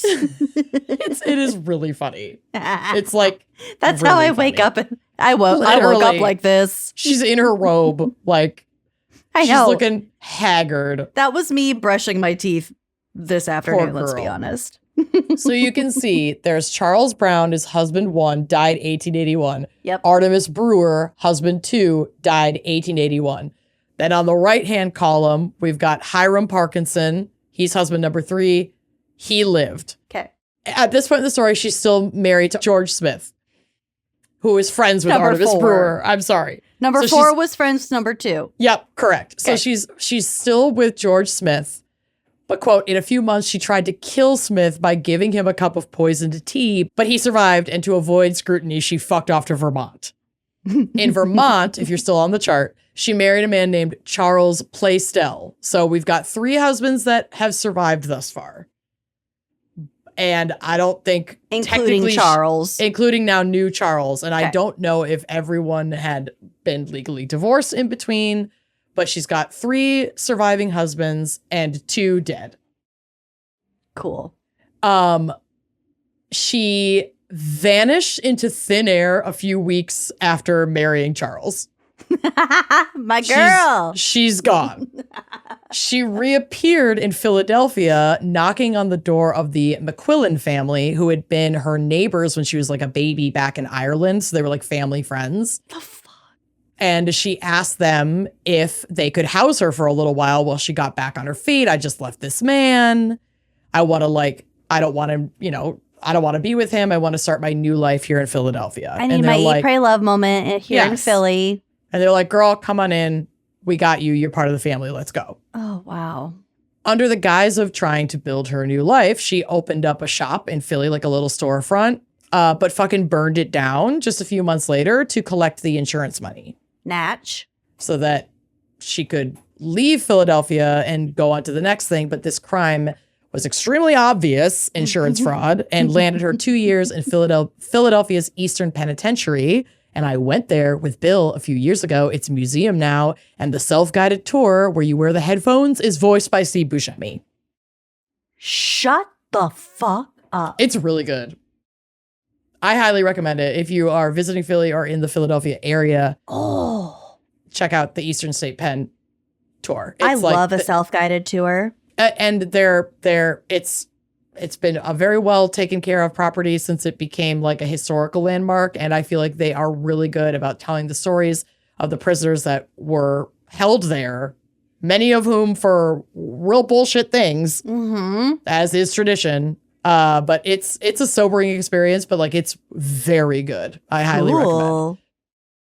So after her release from Philly's Eastern Pen, she moved to Newburgh, New York, where she met, quote, an aging Civil War vet named Paul Halliday. So she marries him. She becomes a stepmother to his 2 older sons. And Nothing this like is the an name she aging keeps. Civil War vet. Yeah. It's a good mark. Hey, now it's like the late 1880s. Everyone's an aging Civil fucking War vet. Well. So, quote, their married life does not seem to have been pleasant, the Times reported, because not long after, she stole a team of horses to run away and elope with a neighbor who promptly left her. So, like, he didn't even make the roster. He didn't even make the chart. I don't even know his name. Oh, my God. She was arrested for theft.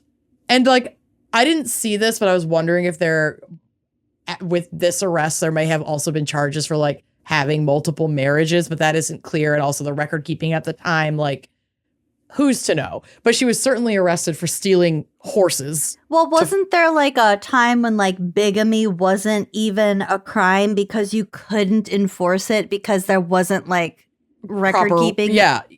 On This that is level? probably in that era. It was just something that popped into my mind in an ADHD moment while I was writing this, where I was like, I wonder if this also had anything to do with it. But like I said, I didn't read anything to that effect. That's like my own, I wonder if that was a charge.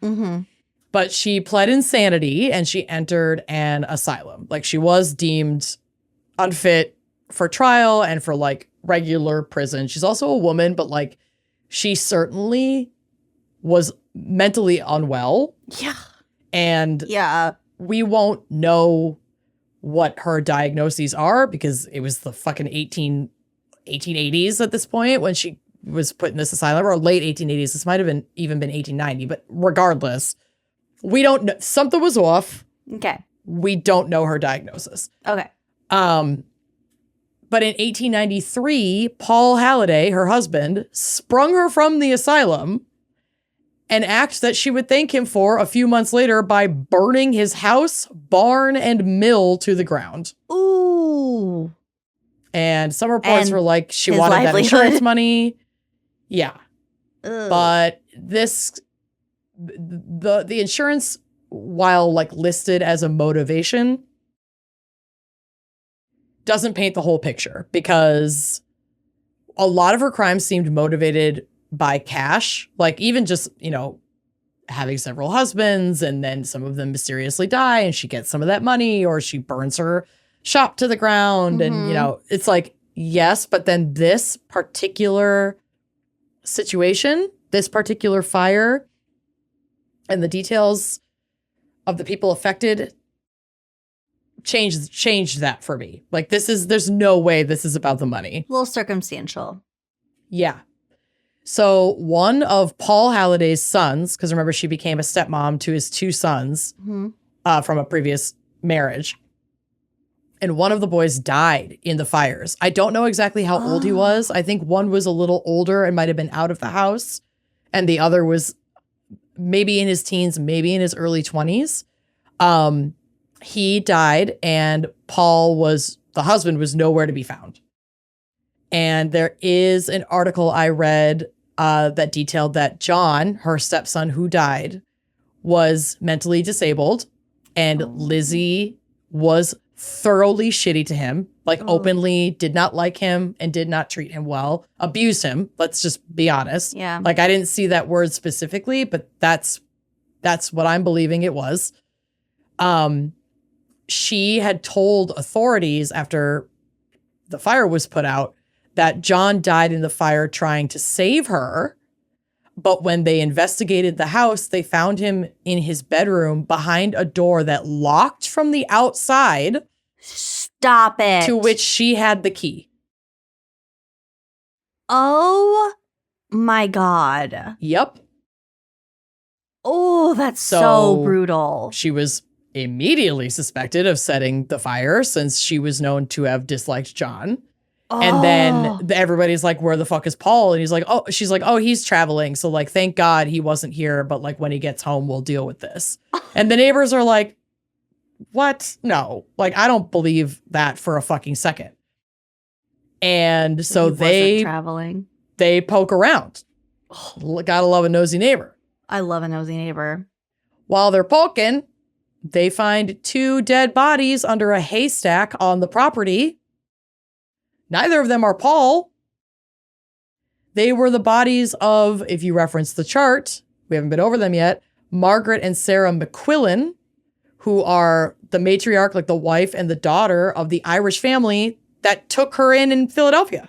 Shut the fuck up. What? Yep. Did she bring their bodies to the... I don't know if it sounds like she lured them.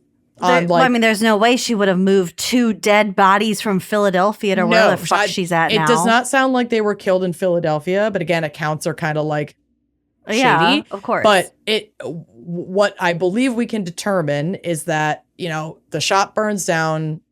She goes to the state pen. She leaves. She's back in New York. She gets married again. She reaches out to them, maybe for something. Maybe they brought her money. Maybe, I don't know. And says, like, why don't you come visit and like meet my new family? And they come, and she killed them. Unfucking real. Yep. They were bound, at least at the hands. Some reports also said the feet are like tied up, like most of their bodies, and they were shot to death. And then she hid them under a haystack on the farm. Christ. And then lit the farm on fire. Yep. But this didn't light, so... and murdered her stepson. Lizzy Halliday. Was her stepson the only one to die in that fire? Yes. Because he was the only one to die directly because of the fire. Oh my God. Lizzy was arrested for these murders, and a few days later, while the property was being, continuing to be investigated, her husband Paul's body is found under the floorboards of their house. He had also been tied up and shot to death, just like Margaret and Sarah. What the fuck? What's she tied up all these people? Shooting them. Well, it sounds like... She didn't act alone. I think she did, but it also sounds like they're, like, on the visit that Margaret and Sarah had, there had been, like, a confrontation. Maybe they started talking about, like, what happened before she went to, Eastern Penn. Yeah. And things escalated, and maybe she killed her husband first and couldn't drag him because he was bigger, put him under the floorboards. Oh my God. And again, I'm speculating on some of that, but like I did read about like there was a confrontation between these, 3 women and that led to their death. She gave some interviews in these like old timey ass papers. I actually kept one from newspapers.com that I put on the drive because it's like a wild read. But even the woman who's interviewing her is like, we don't know what we can like believe because we're interviewing her in this asylum and like she's been cagey about this shit and now she's telling me everything. Like it's we have the information that we have and we can only try to like fill in the holes for entertainment. But they were there. There was some sort of altercation. She killed them all. Jesus Christ. And then lit the place on fire and killed her stepson.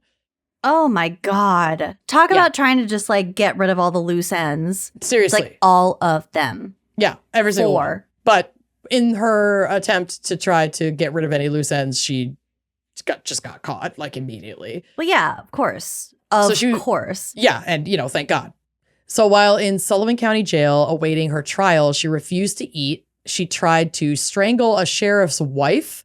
It was like common in these smaller town jails, at least at that time, for like the wives to help with caring for prisoners. So like bringing in fresh linens and like feeding, whatever. She tried to strangle this. They kind of like frequently like lived in the same house? Like the sheriff and his family would live. His family would live in the same house as like a couple of cells. Yeah, there'd be like a few cells like on the main floor, but then they'd have like lodging up above and like behind. Ugh. Yeah. I imagine something like that. I always think of the jail in Cold Blood. Mm-hmm. Same. Like similar That's to what that. I was thinking of too. Mm-hmm. So she didn't kill this woman, but she tried to choke her to death. She set her sheets and clothes on fire. She tried to hang herself. She cut her throat and arms with broken glass. And, quote, for the last 3 months, it has been necessary to keep her chained to the floor, the Times wrote. So she was like losing it. Ooh. Her story became an absolute media frenzy with the sheriff overseeing this investigation, even kind of playing into that for publicity. Like he was going on and on about these being the most heinous crimes he'd ever seen and how, quote unquote, insane she was. And even threw speculation out there that she might have been Jack the Ripper, which like she's an immigrant from, that general area, even though it's like, that's not. And it was around the same time frame. So they were just like, and she's so evil. It's like, oh, she's Jack the Ripper. It's like, yeah, she's fucking evil. Like, this is really fucked up. But let's, I know you want your fucking likes and clicks even then, but like, chill. Yeah, she's not Jack the Ripper. That was 19th century clickbait. Literally, there was no evidence existing to support that theory at all. Mm-hmm. And when asked directly if she was Jack the Ripper, she reportedly replied, quote, "Do you think I'm an elephant? That was done by a man." Which, like, I don't know why elephant would be like the quote unquote stupid animal because they're extraordinarily smart, but well, I mean, I guess that was her way of like, are you absurd? mistaking me for something that's obviously very different? Yeah, maybe that's the context that makes sense. I don't know. I don't remember in any of my past life the 1890s slang colloquialisms, but I loved that. It's like, you dumb like bitch, that was done by a man. That like time periods phrase of like, what the fuck do I look like? Right. A room full of women doing arithmetic. Exactly. So the press had a field day and she was dubbed by the New York Times the worst woman on earth. Which is 100% why I chose this case. Because I was like scrolling through. I was looking at like Hudson Valley, New York, like killers, serial killers, like historical killers, whatever. And that was like worst woman on earth. Right under here's your trophy. It was like Lizzy Halliday, quote, "the worst woman on earth." And I was like, well, I'm all in. Sold. Got him. You got me. I'm in. Who needs the fan pick when you can have the worst woman? There was one. I checked the doc. I did. I took it. I stole it. There you go. There you go. You're welcome. Guns N' Roses, whatever your name is. No, not Sid and Nancy. We're Bonnie and Clyde. Whatever. Guns N' Roses. Guns N' Roses, Sid and Nancy, Bonnie and Clyde. So I just want to put it out there that I would like to throw my name in for the title of the worst woman on earth. Yes, I would vote for you. Thank you. So if we could please get that campaign going, I would really appreciate it. So on June 17th, 1984, Halliday was convicted of the murder. 1894. Just saying. Halliday was convicted of the murder of Sarah McQuillan and sentenced to death. When that sentence was commuted after she was judged insane, she lived out the rest of her life in the Mattawan Hospital for the Criminally Insane. It's probably not called that anymore, but it was 1894. Okay. Arkham Asylum. She was hardly a model prisoner, however, because she tried to escape several times and she attacked many of like the orderlies and prison workers. Most viciously, a nurse named Nellie Wicks, who is also on the chart on the left-hand side, whom she killed via stabbing with scissors more than 200 times in 1906. Oh my God. Yup. 200. Can you, like the blue whale? Yeah. It's too many fucking times. So Halliday herself died in Mattawan in this institution on June 18th, 1918, almost exactly a year after Helen was born. I was just going to ask for our I put it in my notes. Our Helen relation. I put it in my notes. And again, like I mentioned before, while a formal diagnosis of any legitimacy would have been rare, if not impossible in that time and in that environment, there are experts who have looked at this case since and believe she was likely suffering from severe untreated mental illness. And there were signs that there could have been a personality disorder at play and certainly a lot of like disassociation. Like she had erratic behavior and a troubled past and seemed to have lost all sense of like empathy. Yeah. Well, yeah. And I think that is reflected here. And it's just one of those things where it's like, obviously not every mentally ill person has violent tendencies, and people with mental illness are the most at risk to themselves. So this isn't one of those things where it's like, well, she was mentally ill. But if your environment is not supportive, throw away the keys. Yeah, and you have no way to access treatment or support for your condition and you already have trauma. Yeah. Things can align. Do you think is gonna happen? Honestly, things can align, and a lot can go wrong. So it's interesting because her case, for how big of a sensation it was, it really fell into obscurity and was overshadowed by legends of the era like Lizzie Borden and Jack the Ripper. But she's considered to many to be the first female serial killer in America, and her story kind of grew again in, I hate to say popularity, but like in the cultural zeitgeist because somebody wrote a book about her. Infamy. Yeah. Just, like maybe 15 years ago. And then I think there are movies now and there's like a bunch of podcasts about it. But people had altogether like forgotten who this woman even was and like didn't even think about her. And it's like, this is likely the first female serial killer in the United States. And it was like a huge deal. She killed a lot of fucking people. I think it'd be interesting to do a little bit of a dive into like female murderers, serial killers versus male the same, because I feel like with women, we might be more inclined to be like, well, she had this disorder, she had this growing up. And I know that on our show, we kind of parse that out. We try to parse it out a little bit more. And but also try to apply that kind of thought process to all of our perpetrators and not just the women. That's what I'm saying. Yeah, we look back at the men too. I think in general, though, it's easier to just ascribe to a male murderer, oh, he's evil. Yep. But like to female murderers, it's like, no, she had her reasons, But yeah, interesting to think about. This was a very great case study in just that. It's a fascinatingly dark, it's really dark. Weird case. And something that really stuck out to me is like until these last 3 big murders, and the only reason I don't include John is for what I'm about to get to, there was no like consistent MO, really. She'd burnt a structure once for insurance money that, for all we know, that had no intention of harming anybody else. She just wanted the money. Mm-hmm. We don't know the methods that her 2 husbands who did died, but there was at least one who lived to be able to be like, that bitch poisoned me. So we've got poison, we've got fire, we've got tying people up and shooting them. Yeah, that's why like, the only consistency was among the 3 that were probably killed either on the same night or like in rapid succession.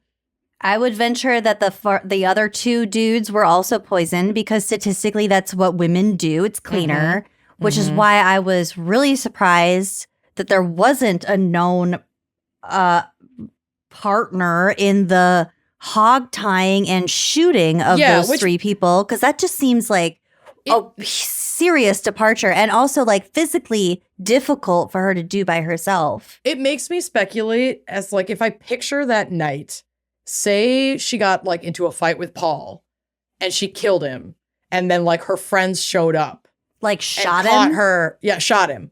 And because they were at home, there was it was the 1890s on like a farm in Hudson Valley region of New York. Like they probably had a gun on the property. Yeah. So like she'd have access to a weapon like that.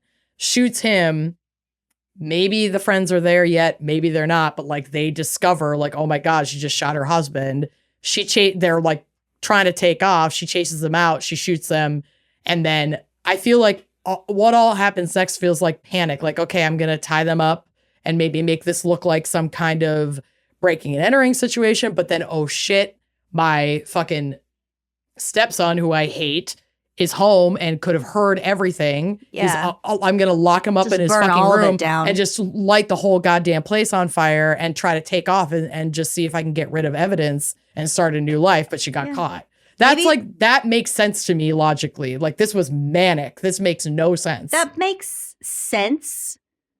But in terms of like execution, so to speak, I mean, we've talked about this before. The term "dead weight" is that term for a reason. Sure. Moving a grown man's body anywhere, Under the floorboards. anywhere, and then like bending it, tying it up. And I'm also kind of not even really going. I mean, of course, a woman is capable of firing a gun. I'm not saying that she's not. I just going from the poisoning to like the more secret, allowing yourself more time, more precision of poisoning and also arson makes and then so 10 years much more later, sense than firing a fucking rifle and dragging dead bodies and tying them. That's why I feel like it was an in the moment decision. Like she shot her husband and killed him, and then she's like, "Oh fuck, I'm gonna tie him up, pull up some floorboards, and roll him under the floor and put the floorboards back." That's crazy, though. Can you think about yourself doing all of that? I mean, my husband is tiny, so yes, I can. yeah, I can yes, think it of myself depends doing on that. And rolling, I feel like a short distance is less challenging than dragging a long distance. Totally. So then it tracks to me Yes. that like, okay, I'm gonna chase these bitches who heard or saw everything outside. Yeah. I shot them. They're near this haystack. I'm just gonna. I mean, you could even just move the hay to pile it on top of them. Yeah, She didn't you're necessarily have to move them. She You're could have right. forked a bunch of hay on top of them, and You're then been right. like, "Oh fuck, my stepson's up there. I gotta now I gotta go a step further and burn everything to the fucking ground." You're right. That's where I feel like, as a mentally ill person myself, who can easily spiral think completely out of control, like that, those lines connect perfectly for me. Okay. In a yeah, moment of you're right. panic, I can totally picture that. And being a one-woman job, totally picture that. Okay. You never know. But You we never don't know. know. We don't know because like the we forensics. will never know. No. And like the forensics to get that kind of information out of a crime scene just were not. It's a small town police station. It wasn't going to be a perfect. It never fucking is a perfect investigation. And then she's an unreliable narrator. So we're just kind of left with like, here's what we do know. And we could try to fill in the rest with our imaginations. So we're speculating wildly. But like, I could totally picture that being the play in that final stretch. I'm just putting my doubts out there. I appreciate what that. What you're saying does make sense. Mm-hmm. I feel like And there what could have been I'm a second saying person. makes sense. She also had a lot of husbands. We Maybe never there know. was an We just affair. don't know. Oh, yeah. Come help me take care of all of these people so She that we could have can... been splitting some of the profits from the insurance fraud with somebody else. Yeah, she could we have had could a steal little their guy shit on the and side. fuck off and disappear and start a new life. Like, who's going to know? Mm-hmm. And Any if of these she's theories written could off work. as a fucking lunatic anyway, she might have sang like a canary and everyone was like, well, she's fucking nuts, whatever. Right. Not writing any of this exactly. down. We don't know what to believe 100%. So, but yeah, very fascinating. It looks like some really interesting podcast episodes out there about this that go into it in more detail. So please feel free to, if you're interested in Lizzy Halliday, to explore her more thoroughly than I am able to do in the structure of our show. Thank you so much to Bonnie and Clyde, whoever you are. Ban.